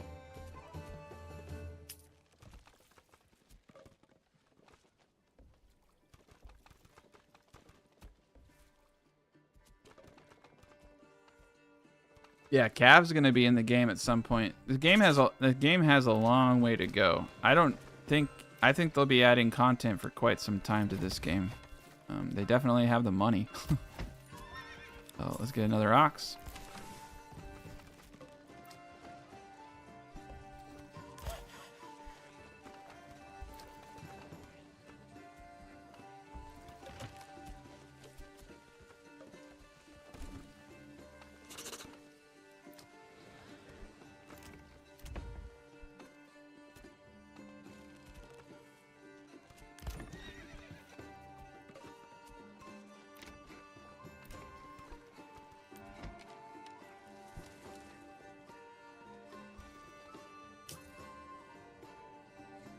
All right, there we go. We got our food stalls. Eventually, we're gonna have. Oh, they have meat here. They shouldn't do that. No, they'll kick out the meat in a bit.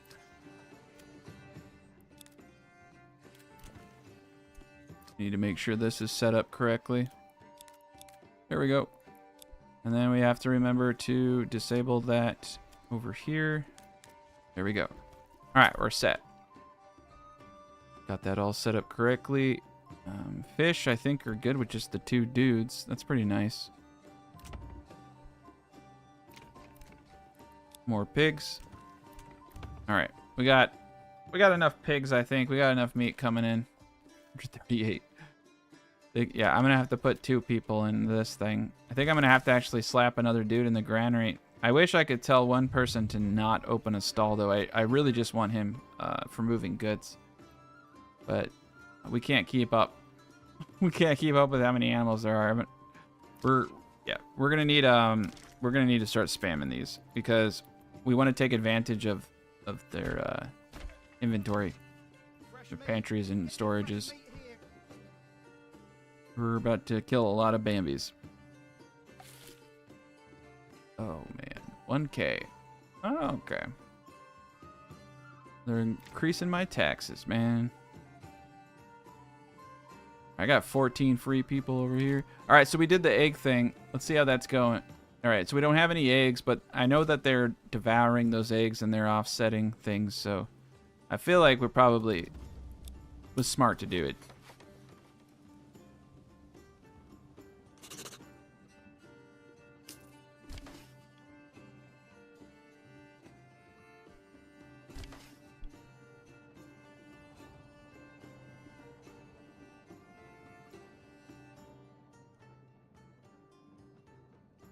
Sorry, I had to cough. I had to turn off my mic for a second and turn a 360 direction so I didn't blow everyone's eardrums out. Boy, I've been talking for 2 hours. It hurts the throat. I've been kind of like mad creating content. It's kind of when you my job, I'm an accountant, so I kind of sit in silence. So my vocal muscles are starting to get pretty worn out. I just sit in silence all day long.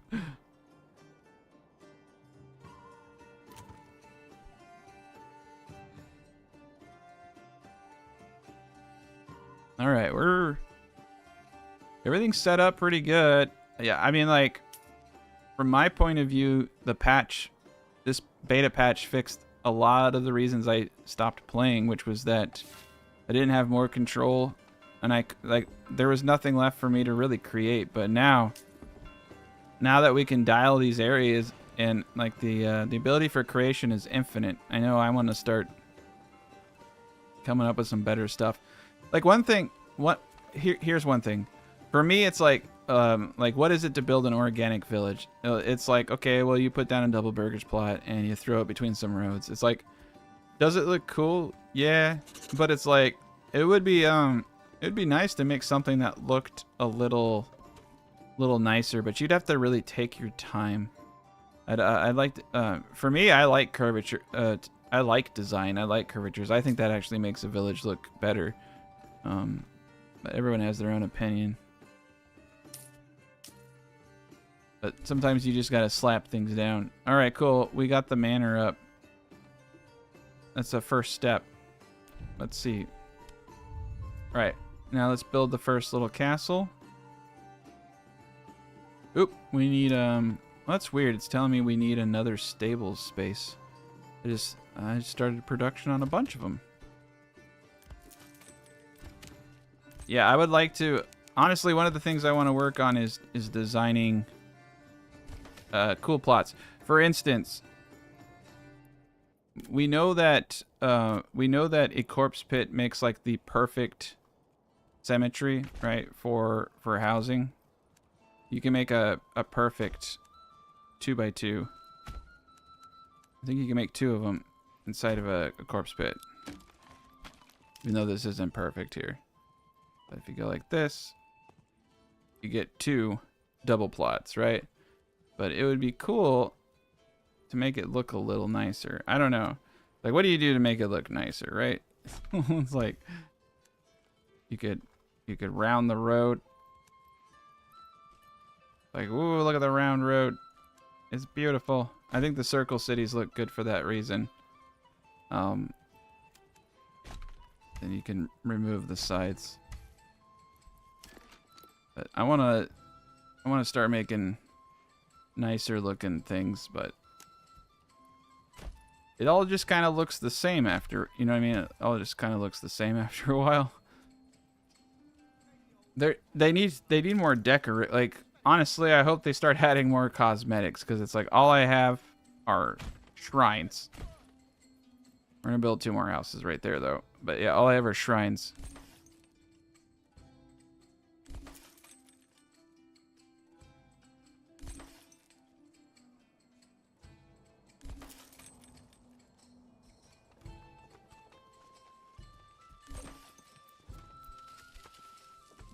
All right, we're getting to work.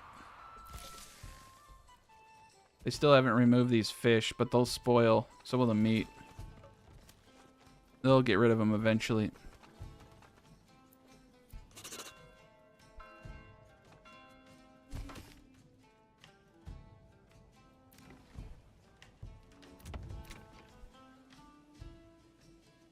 Yeah, eventually I'll maybe even come up with a better design than this, but this is pretty sweet.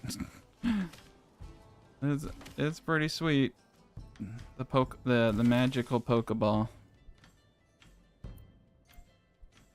Looks like we're doing a good job. All right, we're bringing in money, but we're not bringing in the amount of money that I want to bring in. I want to bring in way more money than this.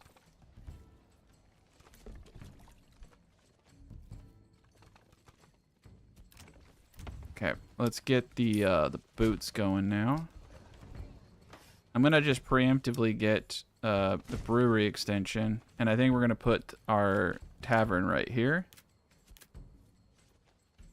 Okay, we're gonna need a malt house. The malt house can go right over here. Not enough goods. We need stone. Okay, that sucks.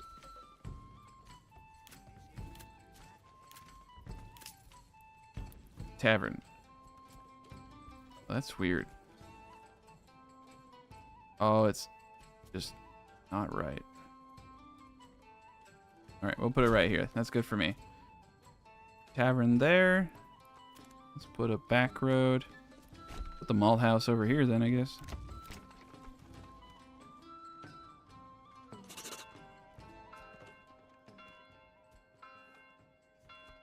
All right. There we go.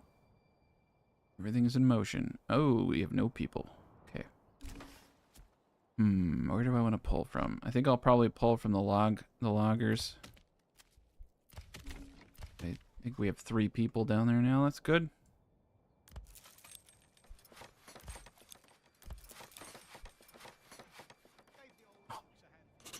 I went a little overboard. All right. I don't really want to pull from fish because I know I'll forget to put them back. I'll pull one dude from trade.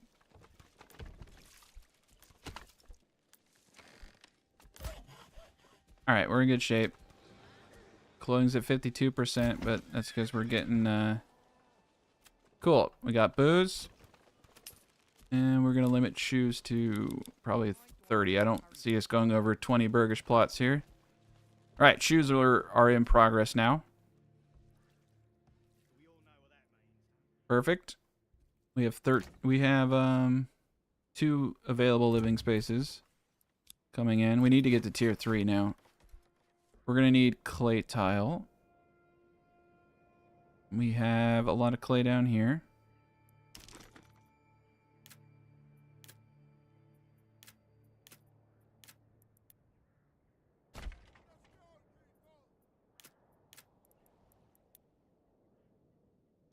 We need stone. Alright, well, we got stone right there.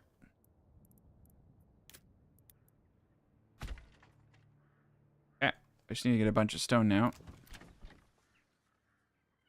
This place is gonna be pretty... I love how I have this, like, giant deforested areas. This place is recovering. This place will never... This place is recovering, too. Okay, yeah, the forest is coming back. That's great. It's nice. It's also nice to see that the village over there is coming along, because it was pretty dinky for a bit.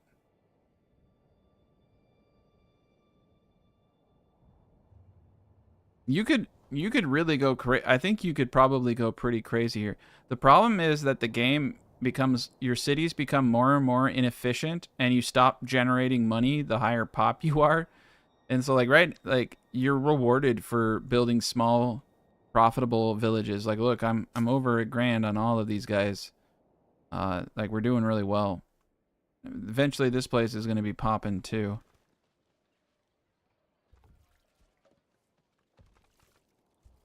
Dude, if they had wine, oh my god, mead would make a whole lot of sense because you got the honey.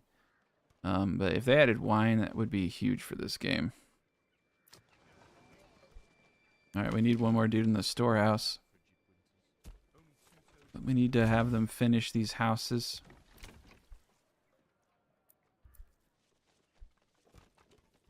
Yeah, the sooner I get to tier 3, the sooner I can expand the city. They've almost done it. Our mighty giant castle. Oh, shoot. All right, they're coming. Oh, God, they're coming from the direction that I don't have. I have 5 individuals to defend this whole kingdom right now. Cool. Great. Wait. I'm being silly. I need to X. Okay, I'll X out and I'll regroup, but...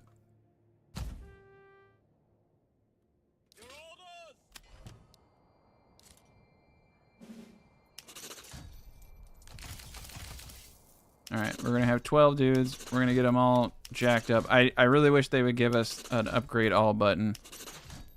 That's the one thing that's driving me nuts the most. But we'll have 12. It's like the movie The 13th Warrior minus Antonio Banderas, basically. What we got going on here. Alright, let's do this.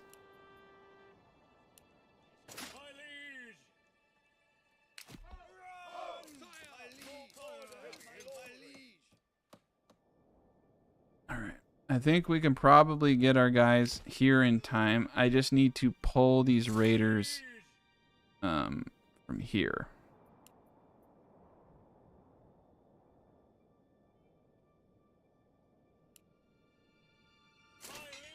Yeah, you can grow barley to offset your imports, but not in infertile soil. But you need to put your barley on yellow. It has to be this color right here, and it has to be a fertility over 40%. If you grow barley on anything less than 40%, you're not going to get much. But 1 morgan of barley on 40% fertility will yield about 40 barley. And if you can get 3 1 morgan plots and you can alternate those, like, you can substantially reduce your... That's how I have it set up on all my places where I can do that. We're going to be able to grow all the booze we want here. Personally, I think if you want to have a max pop city, what you want is a rich berry deposit and perfect farmland. Because you need to basically be able to grow a lot of... You can grow bread and you can grow booze in your main territory. Okay. But I wouldn't attempt to grow enough booze in an infertile area. I would only do it to reduce the cost. Oh god, they're going the other way. Okay, cool. Yeah, there's a... how do they... Oh... This is probably... They probably need to revisit this. This is where I think a lot of problems are coming. Crossbows are here. Alright.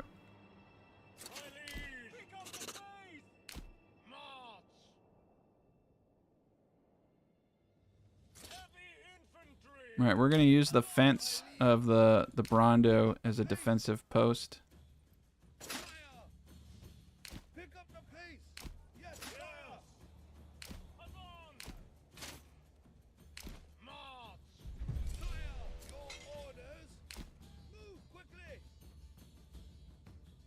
It does actually look like they did come up the other way. I don't know. Once we get the once we get the castle up, we're gonna be in good position.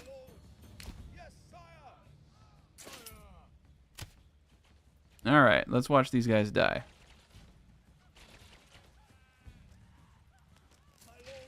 We're gonna do fire at will, or shoot at will. Get more damage at close range.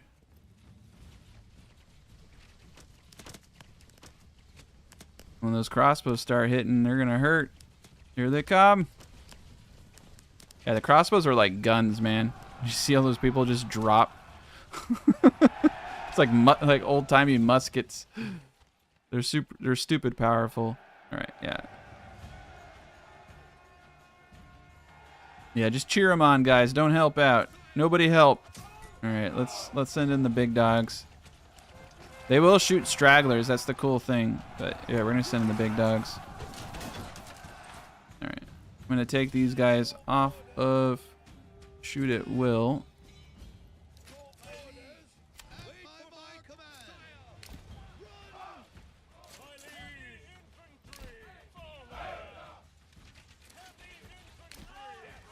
Oh yeah, these guys didn't have a chance. One group of people charging a lot of arrows.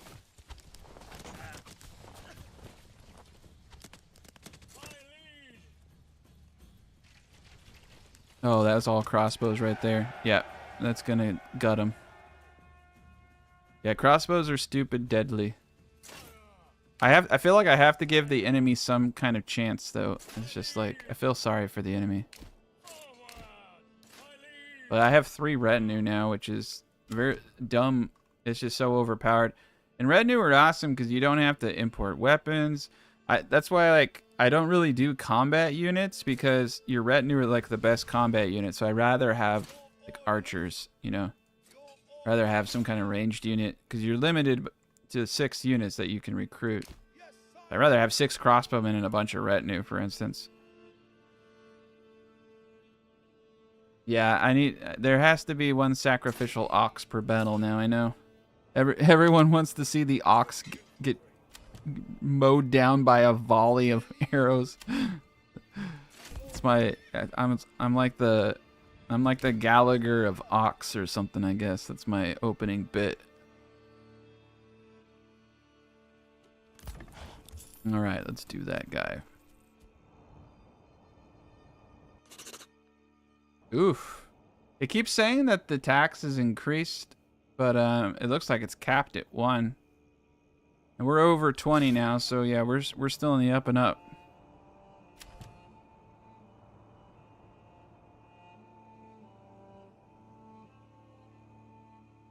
All right, we're in good shape. All right, we really need to expand the population though, so I'm gonna put in some new houses. I need some fancy... Oh, they're not even building these houses up. Okay. I need a lot of people fast. I'm going to pull everyone out of the trade post for just a second. Help with the construction.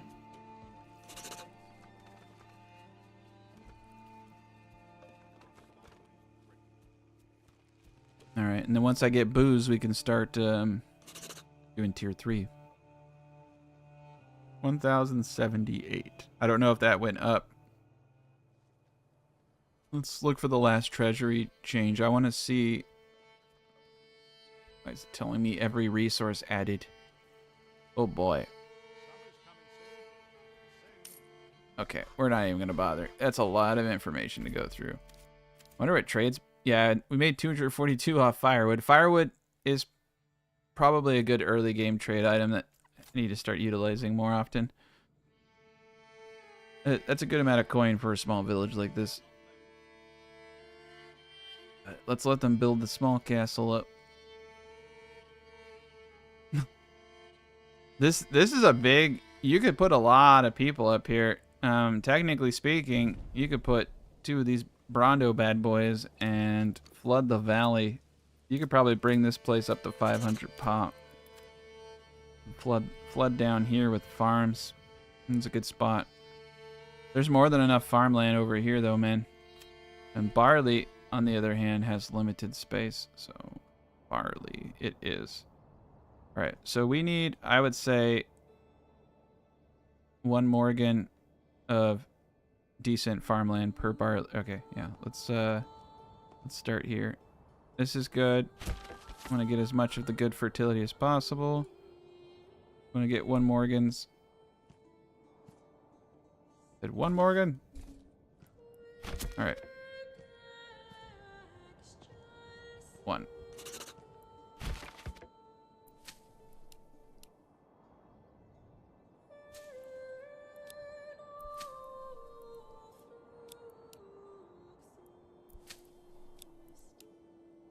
Okay. Got really good barley right there. Let's make sure... Alright, this looks like a good place for the farmhouse. in regards to barley. I think barley, we need to do just a bunch of booze up here. I'm gonna I don't know if I'm gonna shy away from bread for just a tad bit, but all right, cool. We just need to start getting the booze coming in. Yeah, that's nice. Doubles with extensions. Here we go. Get some more houses. Yeah, building houses actually off of this seems pretty... Yeah, why didn't I think about that? I could build a lot of houses off this thing. It's not bad.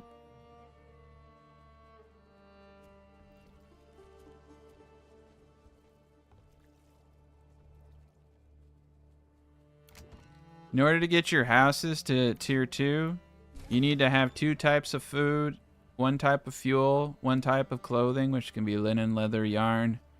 You need a church, and you need to have access to water.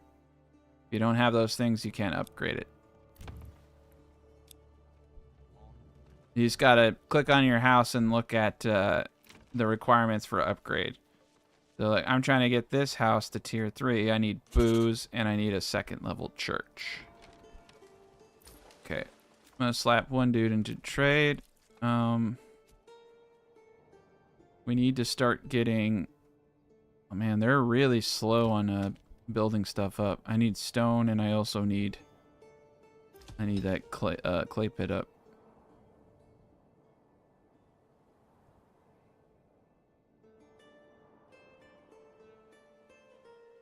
This is a cool town, though.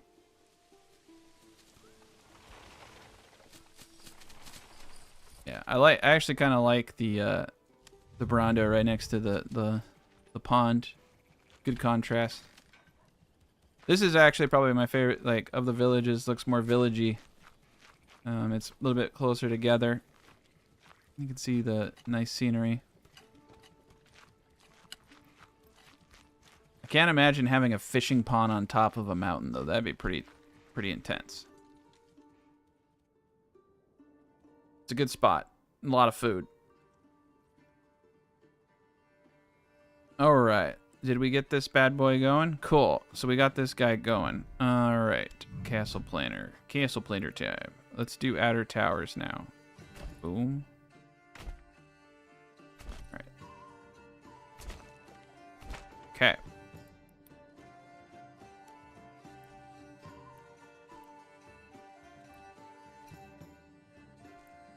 So we're gonna have a ring around the rosy.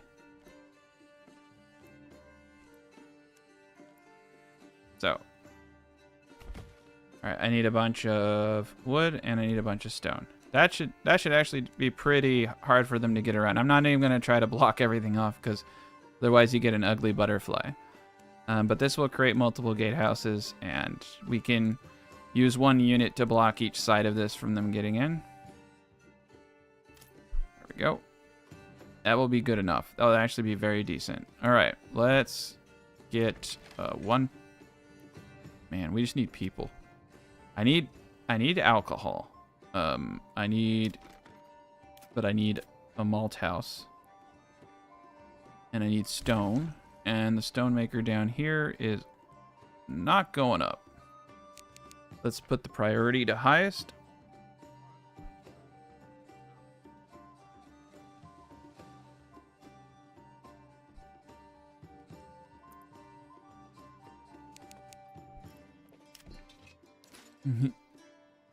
Make them all the same color. It's not that I can't do it. It just takes forever. Gotta make all of them. I like red personally. I would make all my dudes red. He doesn't have a shield, so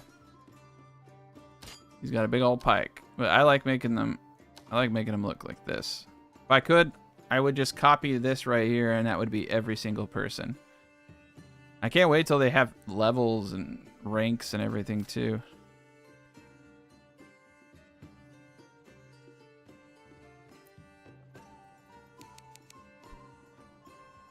Food's getting up there now.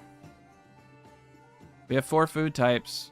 We have 4 food types at this village already. I don't even have to go into bread, realistically. So let's stay away from bread for just a second here.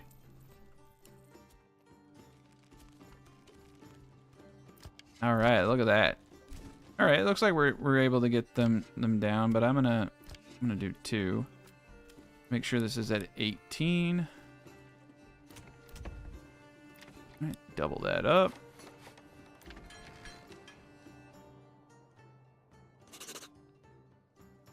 One day the stupid stone cutter will be done so I can get some stone.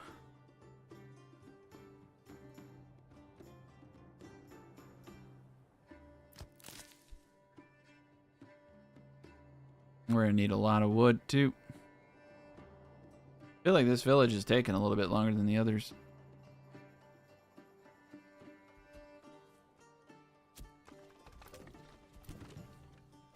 Considering that everyone almost froze to death in the beginning of this village, though, it's come a long way. New Jersey's really turning around.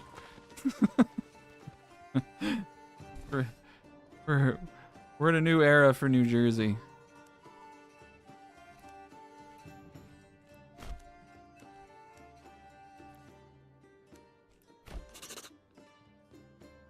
All right, let's see what we can do here.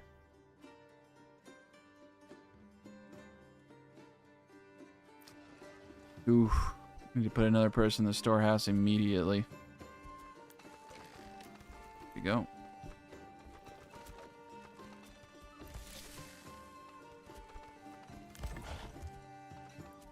Get a horsey. Yep, 3 horsies. We need to get more people in the trade post, but...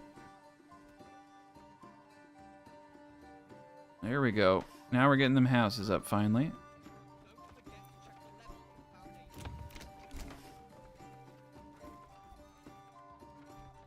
I just need to let everybody catch up with all the build projects now.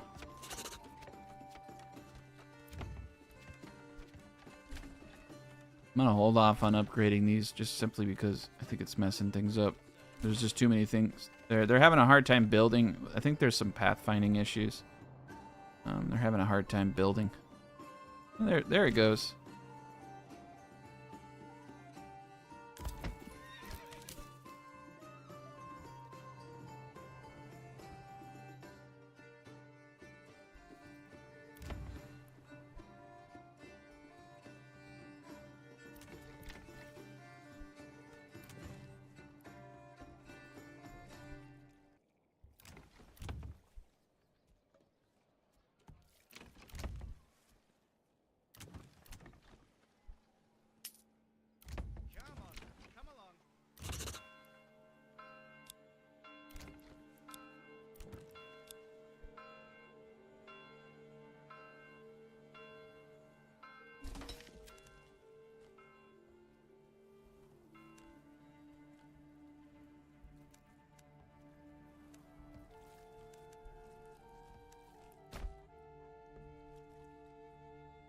It's interesting how roads really do impact the pathfinding of like people carrying things for sure. That was a granary worker coming to get fish.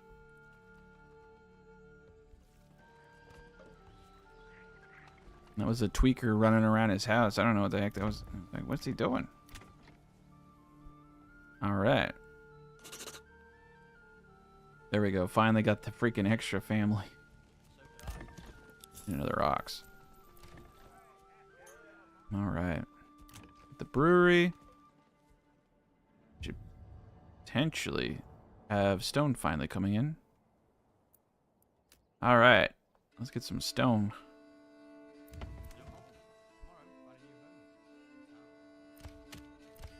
Yeah, we're going through the wood kind of fast, but we have like 300 boards I think we're making. How many boards we got? 248. Not bad. We're getting close. Alright. Let me just get the stupid malt house down, and then I can start throwing people into the farming. We got a lot more families that can come. We're at 80%, so we're going to start... Once you're over 75%, you start attracting 2 families per month instead of 1.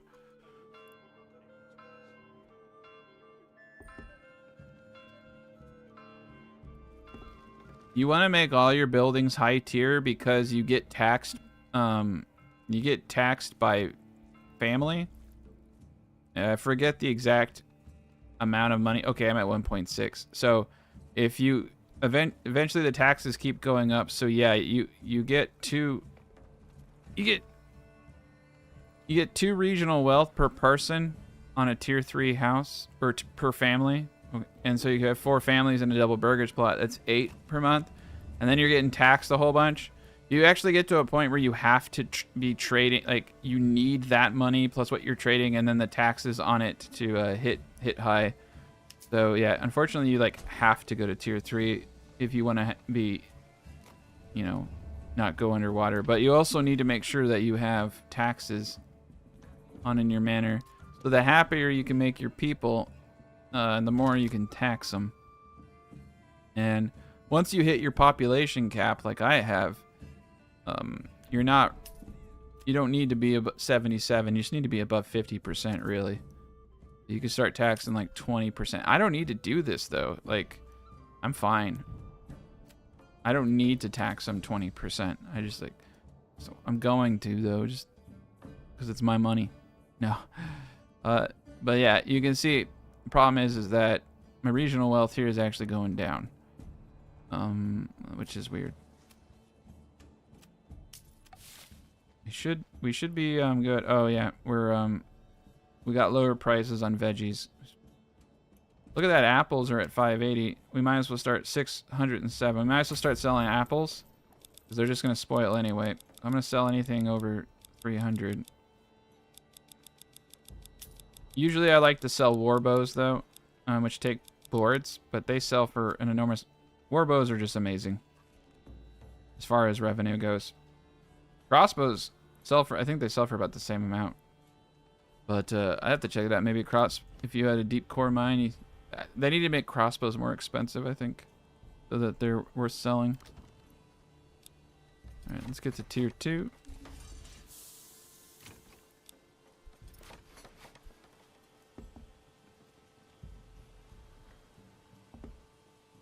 But yeah, you ideally want every single house tier 3 to maximize the revenue per family. It all comes together. Why? I don't know. Hopefully the taxes stop going up eventually, but I don't remember when they stopped, to be honest. Okay. Tavern gonna be upgraded to a large tavern, and we're gonna get going. I'm gonna put 3 families in there. Get the barley. That's a clay furnace that I built. What was I thinking? Okay, well, I still do need that clay furnace. Man, sorry, I got sidetracked.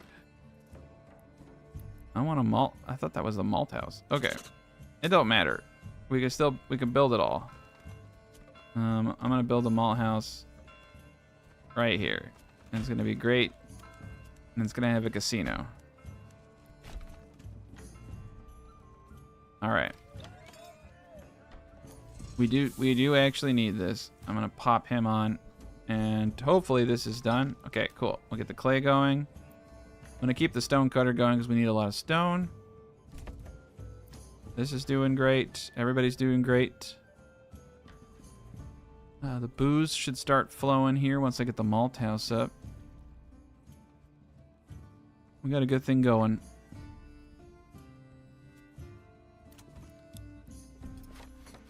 Yeah, once I get the booze coming in, we already have 3 food types, I'm pretty sure. Just need to get the church up, which is why we're doing clay tiles, get the tavern supply, and then we're in tier 3. And then over here, I just need a bunch of wood. Cool. Oh my god, stop. There we go.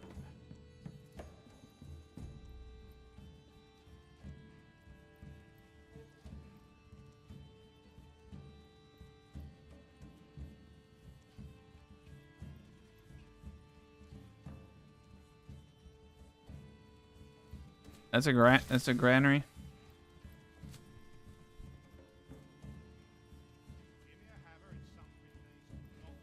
All right, let's speed this up.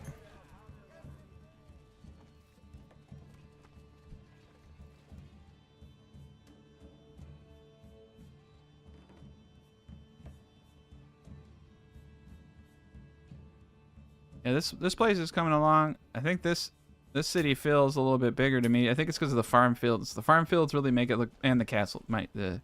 This is like a smaller top, whereas this is a much bigger top. So we got 114 here. We got 198 here. I have room for more people, but yeah, when you make a solid economy like that, you don't really need to do too much. But all these houses are tier 3. We're generating a rather large economy. We're selling berries. We're selling apples, veggies, firewood. We're purchasing a little bit of barley. They're doing fine. Even with a 20% tax, my approval rating is still really high. Everything over here is good too. These are all tier 3. I don't think I missed anybody. Okay. Yeah, everybody's great. The butterfly is making me nervous. I think let's make the butterfly a little bit prettier. Like I think I can come in here like this. There. It's not so ugly of a butterfly now. I guess yeah, we could do it like this. There. It's no longer a butterfly. It's something else. That's actually kind of cool. Oh yeah, we could do the Pac-Man and then yeah, why didn't I do that before? It's like have your cake and eat it too, because you have a fortified Pac-Man. There we go. It's a healthy looking castle now. I just need a bunch of stone. Oh boy. Yeah, I could trade for it. We're actually I think the taxes are really having an impact on this place, so we're gonna dial those back. 100%. No. Wrong button. Go 10%. 23,000, Lord. All right. All right, let's prioritize the malt house.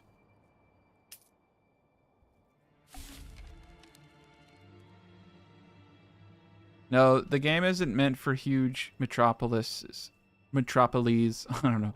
I have lots of series where I take 1,000 pop to all tier 3 though. I mean, I'm notorious for making the biggest cities possible. But the game, if you play the game the way it's intended, it's really smooth. You can do it. I probably will eventually attempt to do it again. I found like the goal, like about 400 population is like when the game starts really like it's the reason you can't do it is because of trade. Realistically, if I could have a giant city and I could produce more and I could sell more, then I could maintain it. But small cities they make more money because you can only sell so much stuff. It's just, you can only sell so much. So the real limitation to population is trade, in my opinion. If they revamp trade, then I could feasibly make a 3,000 pop city. But I cannot pull in enough of the resources that I'm missing to keep that city going. And I can't sell enough of the resources that I'm producing to make it profitable. So it becomes quite the conundrum. But yeah, honestly, that's what's holding the game back right now. All right, we got booze coming in. And overstock this to the brim with booze, and we're good to go. We're off to the races. All right, stone. I'm gonna pull all the stone we can, and let's upgrade the church. Now, once we get booze in that church, we'll be good to go to tier 3. Yeah, if they patch trade, oh man, I'm gonna try to. If they patch trade, I'll try to build a 2,000 pop city that's completely tier 3. It's gonna have a lot of Brondos. It's gonna be... What I probably would end up doing is building Brondos and then having houses inside of and on the outskirts of the Brondos. I mean, I have a design that's like for 500 pop. That's pretty tight. And that's the shield design. It looks like it's a city that looks like a shield. But that was on the old. That would require there's a lot of single plots in that design. It would require an absurd amount of marketplaces. But I do actually have an absurd amount of marketplaces in the design. I'd have to revisit the shield. I mean, I could easily revisit the shield. I still have a save of it, but it would be actually interesting to see how that thing holds up. All right, we're 2 shy of the super castle. Just need a little bit more wood. I'm gonna put 1 more dude into this logging camp.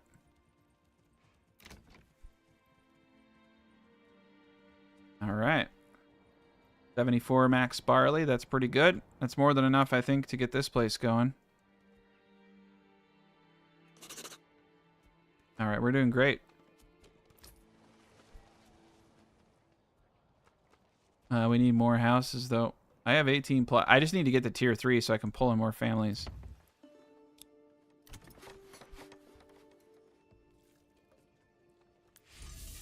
We're there. I mean, we're so close. Just gotta get some bows. All right. Clay furnace. All right. Once that malt house keeps going, we're in business. But I need barley. I'm gonna cheat. We're gonna break our rule. I don't know. It's my rule. I'm gonna break it. We're gonna buy barley. I just want to get this going. Like, no matter how you play it, you typically have to get something. You either have to be patient and wait, or you just start buying it and producing it. It's pretty cheap. As long as you're selling 1 good, you can usually afford barley, to be honest.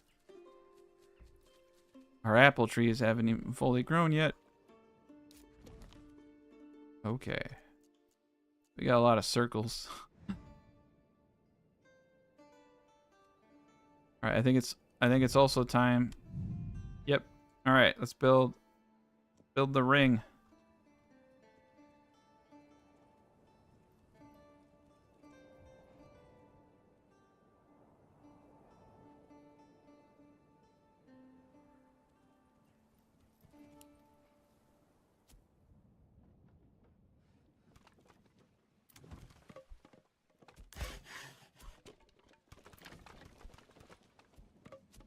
All right, 1,500. Still have 1 billion firewood. 491 leather. Leather does not expire. Wow. I think at some point you're gonna have to start trade. Well, I mean, you can always alternate your trades. You know what I mean? Like, it might be smart to start selling leather and start selling excess firewood. We're bringing in enough barley. That's a lot. We have 300. Oh my God, we have 291 ale. Oh Lord. Whenever I see that, that tells me I'm over purchasing barley. Have it at 10. 5 wasn't enough before. Let's set it at 6. I think that's good. Probably still too much. 388. 336 ale. My God. We have it set to 15. We're gonna bring that down to 6. I think mission accomplished. Jeez. All right. Might have to just completely turn this one off. All it will do is, if I don't have barley, is it will purchase barley, but I may not need it for this guy. All right, cool. We're making barley. He's making booze. There we go. Tier 3 time. Beautiful. Every house I upgrade is now going to have 2 more families that can move. Every double burgage plot will have 2 more families. Every single will have 1 more extra family at tier 3. That's why I'm gunning for tier 3, so I can increase my population and not increase my burgage plots, because then I have to use more granary workers and I have to put up more markets. There we go. And we got the castle going. Perfect. And we have enough influence to beat the game. And beating the game, we're not going to build this town up because this to me is just a little pit stop. And once we take this area over, it'll be the end game. We're really close. But yeah, we built up a town in every region, made an absurd amount of money. It's kind of fun. I mean, we started over here getting, you know, and it was tricky. And then you take this, you know, take another town and grow it. And what's cool is that every province has its own little specialty. So you just play to the strength of that area. Like over here, we played the strength of fishing. Every area gets its own perks. So we took advanced pond keeping. We didn't quite get to advanced skinning yet, but we will. Nice. Yeah, we're going to have 4 food types real easy here. But you only need 4 food types, realistically, as long as you can mass produce them. Veggies and apples are a given. You don't have to worry about fertility. You don't have to worry about anything. You just use my Brondo design. And then you just find two goods in that region that you want to make. We have fish, and we have wild animals, and we don't even have to touch bread. But then bread is usually, even in terrible regions, bread is a pretty easy one. Yeah. Over here, we're kind of hurting. But we were able to get to 2 or 3 no problem. I think the eggs are helping, but they're just not good enough. I mean, they're good enough, but we need to go a little bit heavier. I'm exploring using eggs to offset, so I don't have to make more farms. But yeah, we're great. There we go. It's cool to see. I love it when we get the tier 3s up too, because the tier 3 houses look so much nicer than the crappy houses. The pores. Gotta get rid of all the pores in our neighborhood. I accidentally upgraded the brewery. Well, I guess we're gonna make a lot more alcohol. All right. Well, that's okay. Let's check out our and that's another reason why you just want to get all the clay you can from your area. All right, I think the stone is almost done. 7. I'm just gonna call it because I don't want to have to remember to come back here. 7 stone's not enough. All right. But yeah, they have to hand bring all of the boards. So that's my suggestion: is make sure your storage for boards is near where you're gonna put your castle. If I would have put my board storage down here, that would have been quite the trek to build that castle.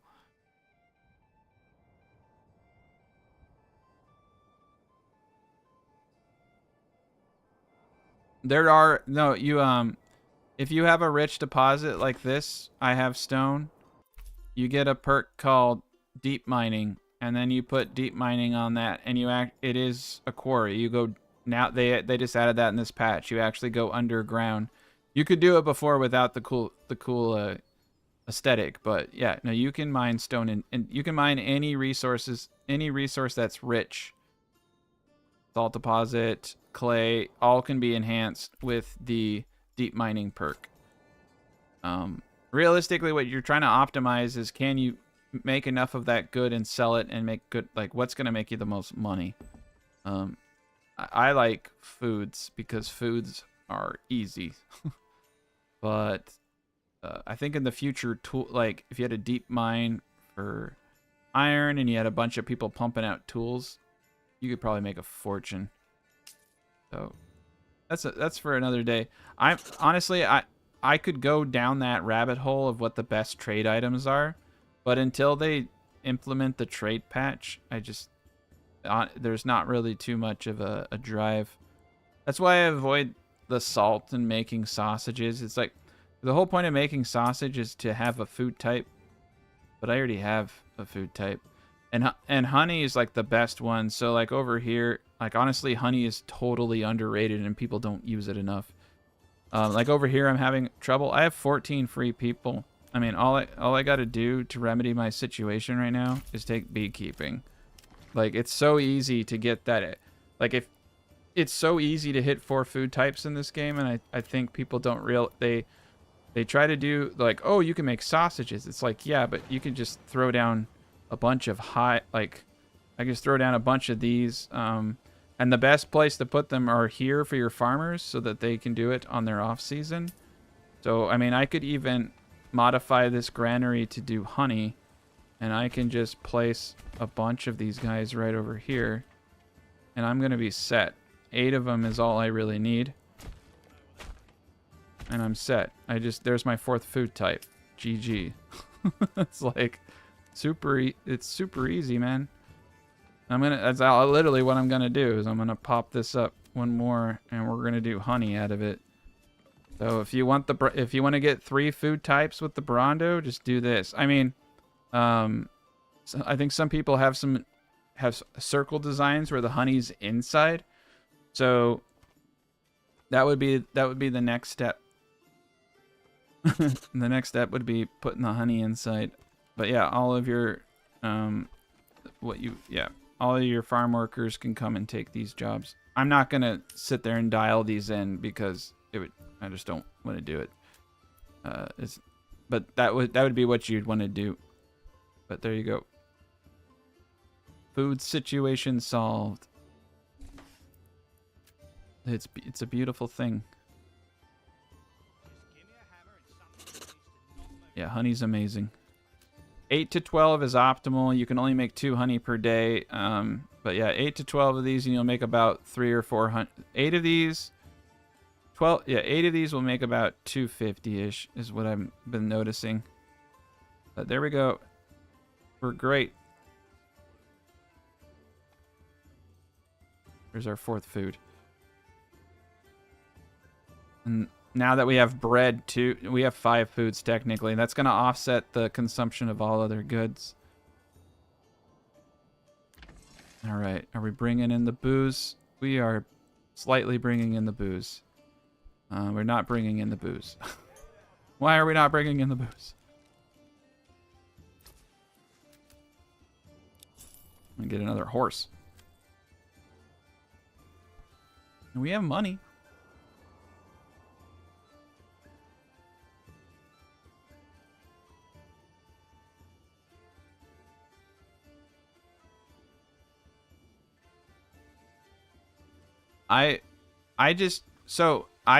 How many burgers plots I have determines how many market stalls I have per food type. If I'm separating things out and I'm trying to do everything perfectly. That's how I do it. It's a set it and forget it approach. You could definitely dial it in even more than that because market stalls, this is important. Your food variety will intermix, but if I have enough food to meet my available food type, so if I designate a stall for honey, right? It won't fill unless I use the overstock feature, it won't fill if the food variety type was met. So say I had bread, right? Well, it's not going to stock honey if I have 18 meat, 18 bread, 18 veggies, 18 fish. So you can see right now it's not stocking all of the vegetables. It's stocking 12 vegetables and 12 apples, right? That's because it doesn't need to stock it. It will start stocking it now. But when you have, yeah. So the best way to really so you have a loss, right? You have a dead weight loss. So I try not to. If I started explaining all this stuff, I think a lot of people would be more confused, to be honest, so I try not to. But ideally, if I want to utilize my market workers better and really dial in the crazy here, I would create a marketplace next to this granary. Settings are fine here. I want honey stored here, apples and veggies, and I would make a marketplace for each one of them, like honey. And what I would do in this market is set my overstock to the maximum quantity of this market stall, which is 20. That way, this stall is always stocked well in excess of what the mechanic is doing. So the stalls stop stocking if your requirements are met, which is fine. But yeah, if you want to go even crazier down the rabbit hole, that's what you would do. I don't know. People, I think a lot of people misunderstand some of the things I say, but I try not to give people too much information. But yeah, if you wanna go to Crazy Town with me, you wanna go on a magical journey. Yeah, that's how I would do it. For apples, and then you set the overstock to 20. And then that way it will always have these guys being full, even if all of your requirements are being met. And this, you only have to think about this if you have more than 4 food types.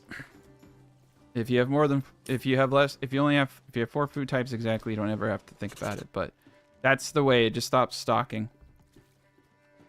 All right.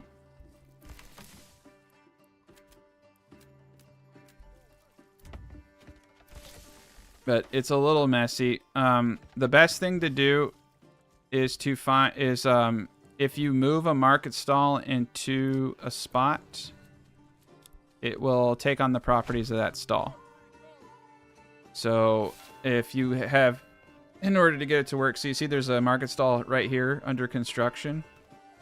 I'm going to cancel that. That's an abandoned stall. I'm going to move this market stall here. And now that's going to take, gosh darn it. All right, it's fine. Destroy that one. All right, we're good. This market stall will now take on the properties of the market area that it is in. So it's honey only. And because I set the overstock, it should now go in excess. There's 20 there. Yeah, there's 20 there. It better do it. It will do it. It will do it eventually. I don't know. We don't have any honey here. That's why it's not doing it. But once we get honey, because I've set that, so now you can come down to food variety. You see apples, how apple says 2, highlighted white plus 18. Yeah. If I had not done what I had done, it would, if I had a fourth, another food type, it wouldn't even stock. So that's how you can become even more optimal. But I shy away from making a guide telling people to do that because I think it would confuse the majority of people.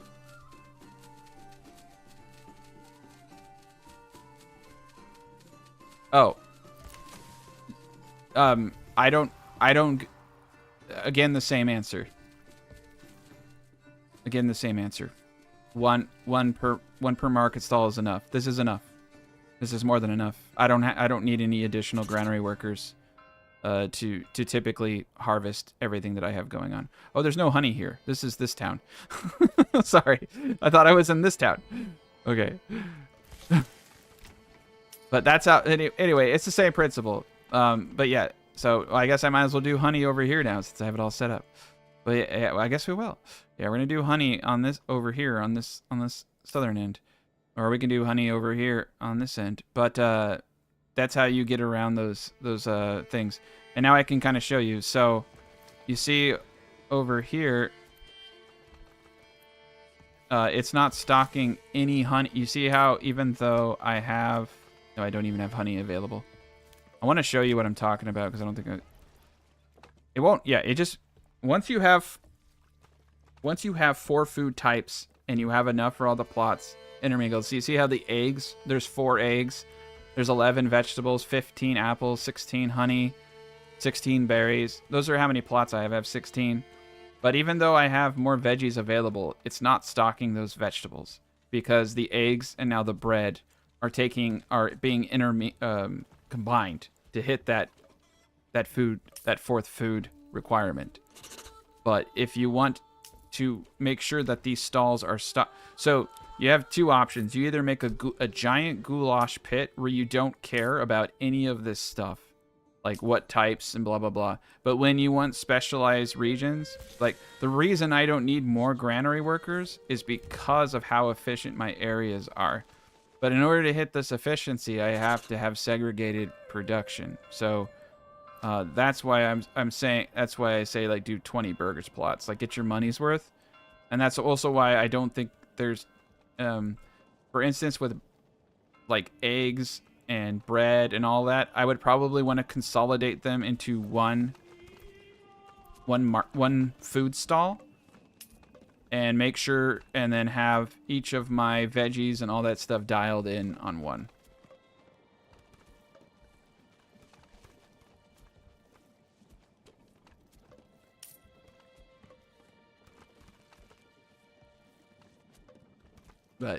But honestly, I wouldn't worry about it. Like you're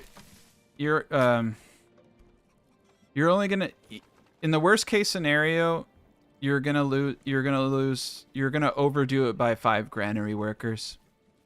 Like you'll save 1 granary worker. Like if you do 1 marketplace per 20 burgage plot per food type, like you're gonna be fine.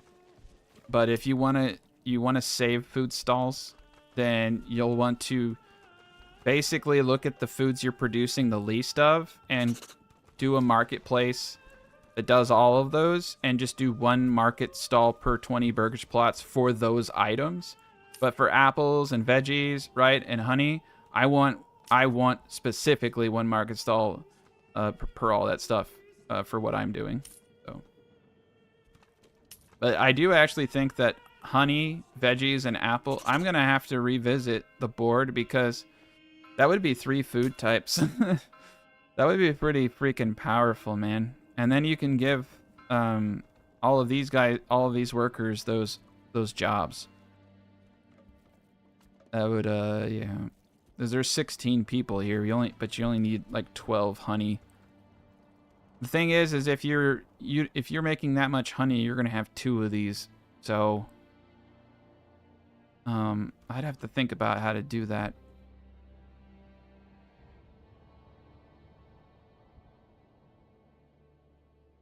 Honestly, sausage might be a good item for trade. If you have a rich deposit of salt, and there's no reason not to do it. It's just tedious. You have to set up the salt deposit. You have to set up the trade. You have to make sure. The big thing that's tedious is you have to trade something for that salt. That's why meat works. Yeah, trading salt for meat is like the best exchange, because then you make sausages in both places. But then you can sell the sausage if you don't eat it.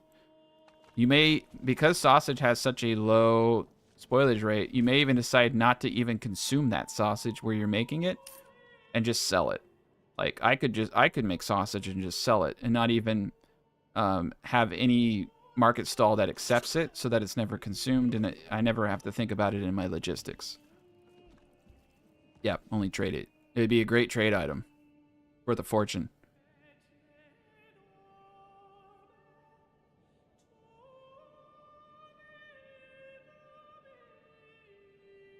All right. Well, there we go. We got the majestic double circle.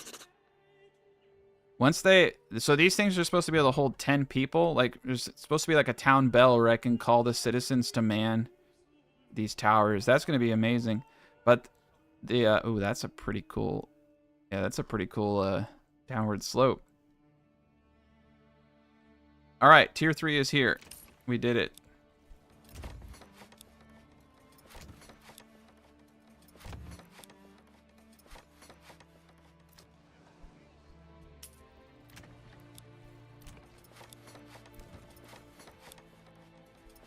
And we're getting there on the 4th food type. We just need apples. We got tons of meat, though.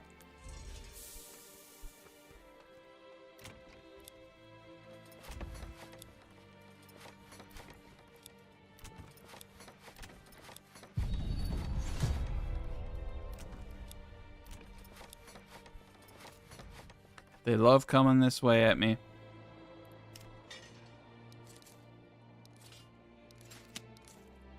This is good, though, because we're about to go to war. We're about to beat the game anyway. So I'm just going to get all these guys out here now. But let's go to war. Maybe we can even use this castle. I'm going to... Let's see if we can hold them off.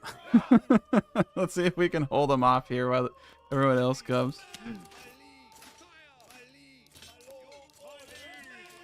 Let's put this castle to good use. Yeah, we're gonna hold them off here.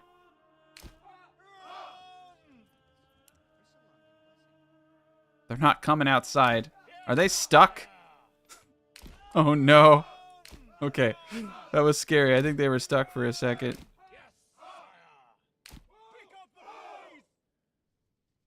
They have to, I don't know. They need to have a pep talk before they can mosey on. This is not going to plan, guys. I think it's the double gate, man. Yeah, even this guy got stuck. Oh God, traffic jam. All right, we're gonna have to have a second path. Oh God. Oh no. I've created chaos again. All right, well, I've completely cut off my town from trade. Okay. All right. Oh, I had the game paused. All right, cool. They're getting stuck under it, but all right, they made it through. Oh, he got stuck again, man. Oh man, that is bad. That is bad. So that's why I'm not making any freaking money. All right, well, the 13th warrior is gonna have to hold the phone. Hold the fort. All right, we've got it not in a good place. Okay. They're just so freaking far away. Well, at least the crossbowmen will get there. I'm happy to let these guys die though. I feel like it's for science, so it's okay. They're just going. Oh man, I made that road and now they're taking it. I hate myself.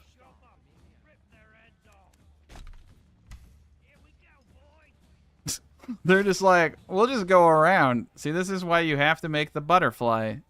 I can't have anything nice. It is a perfect spot for this freaking fort, though, man.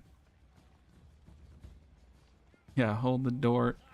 I don't know. I think they're oh, that's right. They always target archers. I always forget that. They always go for the archers preemptively. So they saw the crossbowmen, and they got hungry. All right. Oh God, you guys. All right, these guys are gonna stick down to here. All right, so what I need to do is I need to run inside the fort. But these guys are out of. No, they got some stamina. I don't know if they're gonna make it though. I might lose them.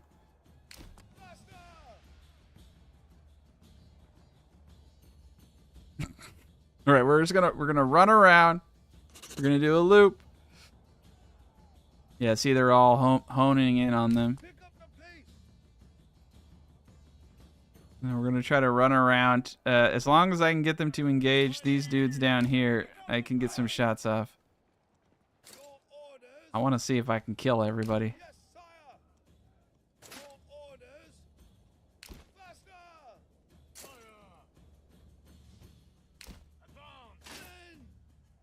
They're gonna try to meet me.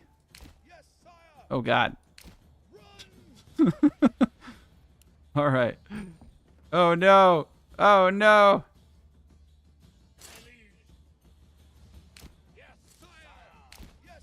Oh gosh darn it. This is not going to plan.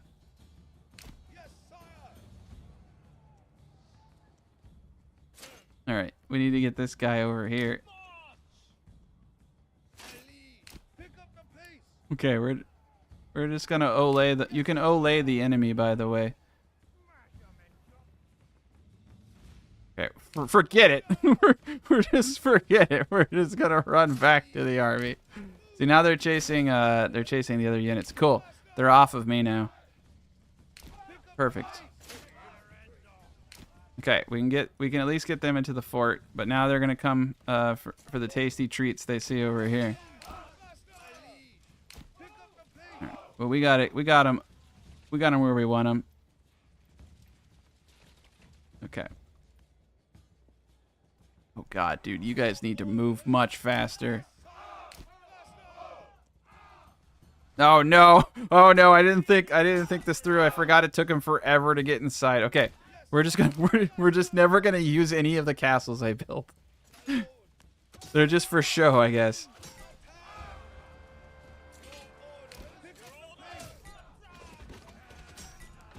Guys, run, run, run, run. All right, we're in good shape. Okay, now let's shoot these guys in the back of the face.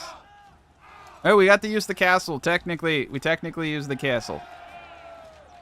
I've achieved my objective.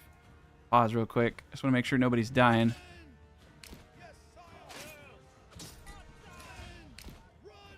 All right, we're good there. Now we gotta get out of the way. We need to Olay. All right, cool. We're good. Oh, nope, nope, nope, nope, nope. They broke off. Okay, we're good. Oh, we killed them? Nope. Oh, yeah, they ran away. Oh, they're shooting there's no survivors, huh? It's a pretty cool cast. I mean, it would have been cool if we got to use it. All right, they're all dead. Jesus. Okay. Looks like we had one casualty. There we go. All right, let's do this. Let's spend some of this hard-earned money. Actually, I didn't really work that hard for any of this. 28,000? My God. I didn't know I had that much. Yeah, of course, they're all the way over here.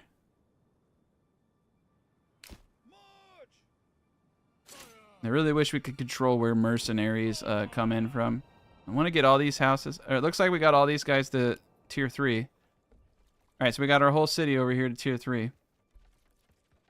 A lot of it's upgrading. Beautiful. That's really cool, actually. We got it all up to tier 3 before we even got mature apple trees, man.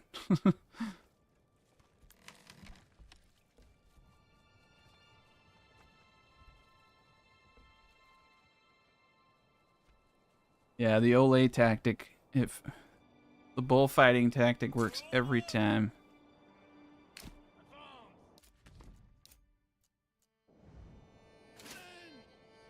Oh, all right. Well, we did it. We've achieved our wildest imaginations and dreams, and we can all go to bed now. But let's just take a quick peek at everything before I beat the game. But yeah, we built this region up first. It's pretty sweet. My favorite part of this region is definitely this part right. This is my favorite spot. Got the Brondo right there. You got the rich fields. You got the road going through the woods there. We just won't talk about this, but the rest of this is great. Actually, not really. This whole region sucks. It looks like shit. But this spot over here, I like this spot. I like the pond and everything. And then this is pretty cool. Yeah, I definitely am thinking I might do a edited Let's Play series on some of this stuff, because I would like to go a step further here and try to get populations up, but we'll see what happens. Okay, so now we need to kill this man. This is the last region.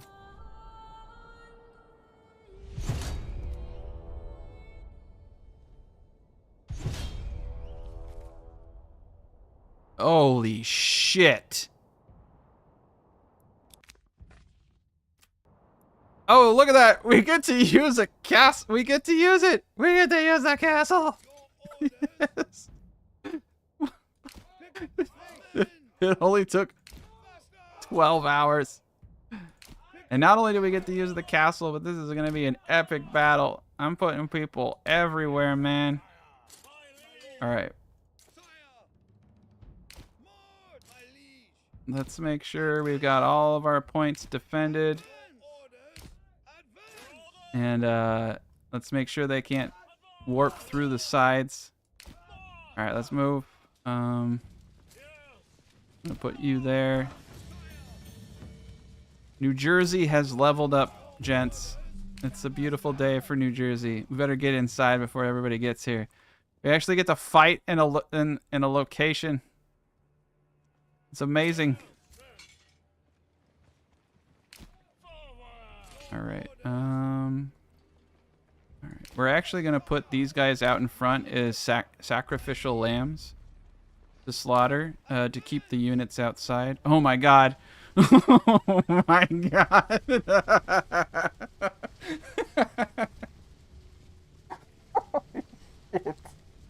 All right. Well, if I could stuff all these guys inside before the enemy forces get here. Oh man. This is great. We gotta take a picture of that. Because that's awful. Alright, the sun is coming. Get inside, guys. Alright, here the battle comes.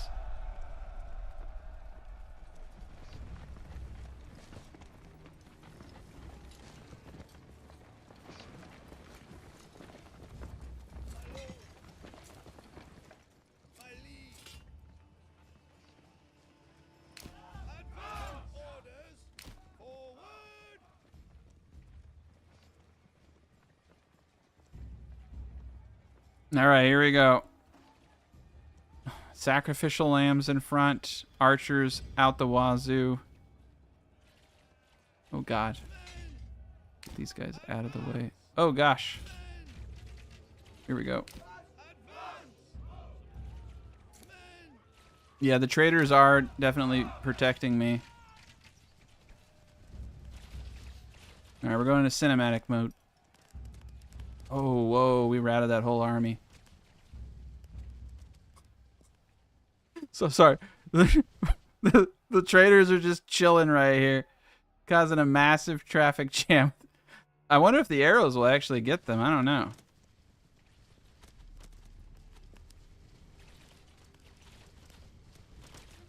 No, this is pretty tight. That's the screenshot.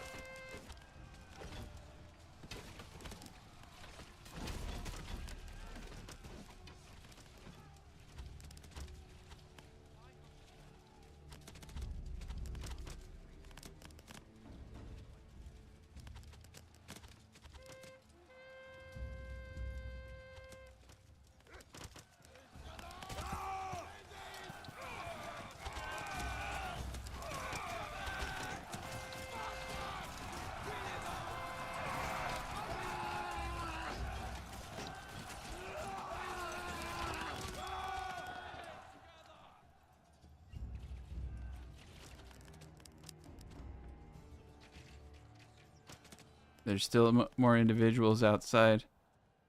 All right, we're going in hot.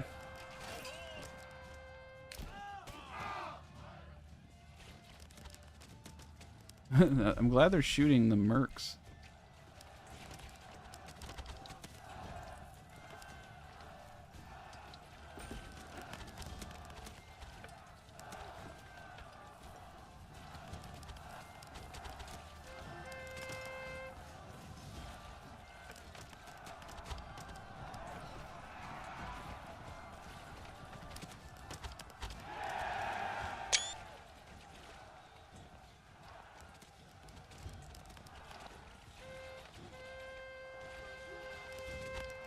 I really wish I would have done a save before this battle. Like, this is one that I could probably make a video out of.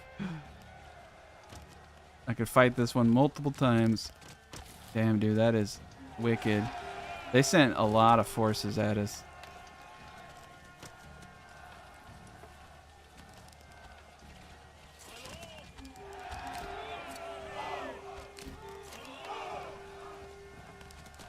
All right, we did it.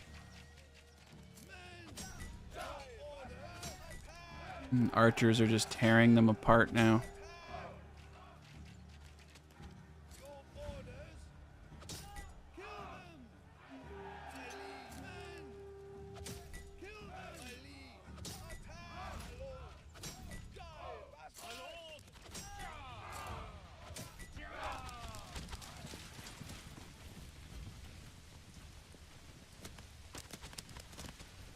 I probably should have just let my archers finish it, but I can't let them have all the fun.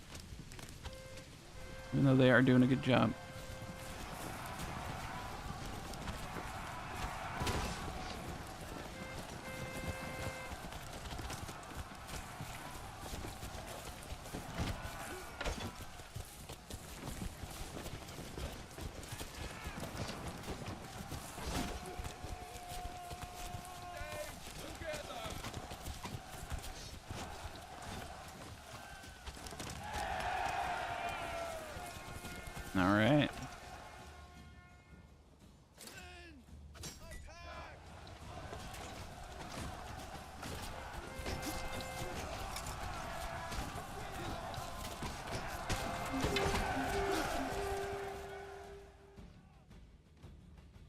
Oh, there's one more. They just don't wanna. They don't wanna live. These guys are like, should we be here? It's like, just go around.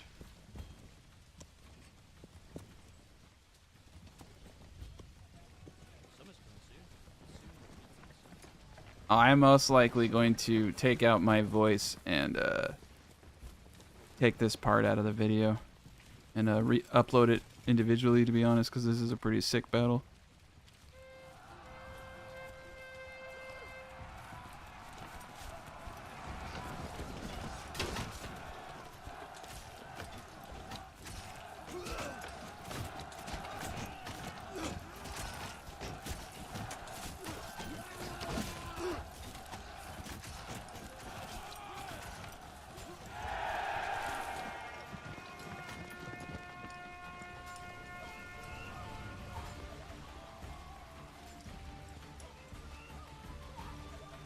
Alright, we won. We beat the game. And we get to see all the multiple angles of beating the game.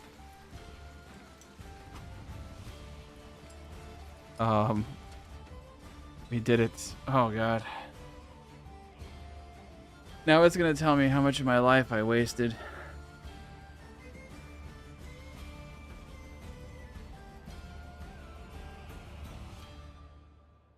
That's a pretty cool screenshot right there, actually. 6,255 days, 531 contracts, 590. Not a very high pop. Accidentally lost one. We killed 3,000 people? My god.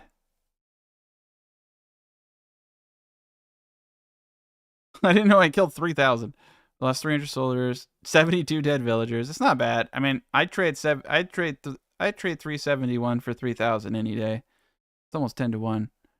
All right, guys. Well, that was a long series. Thank you guys so much for watching it and sticking with me through all the bugs. Yeah, I don't know. I don't have anything else to say. That was a good finish to the whole series, though. But have a great rest of your day, guys.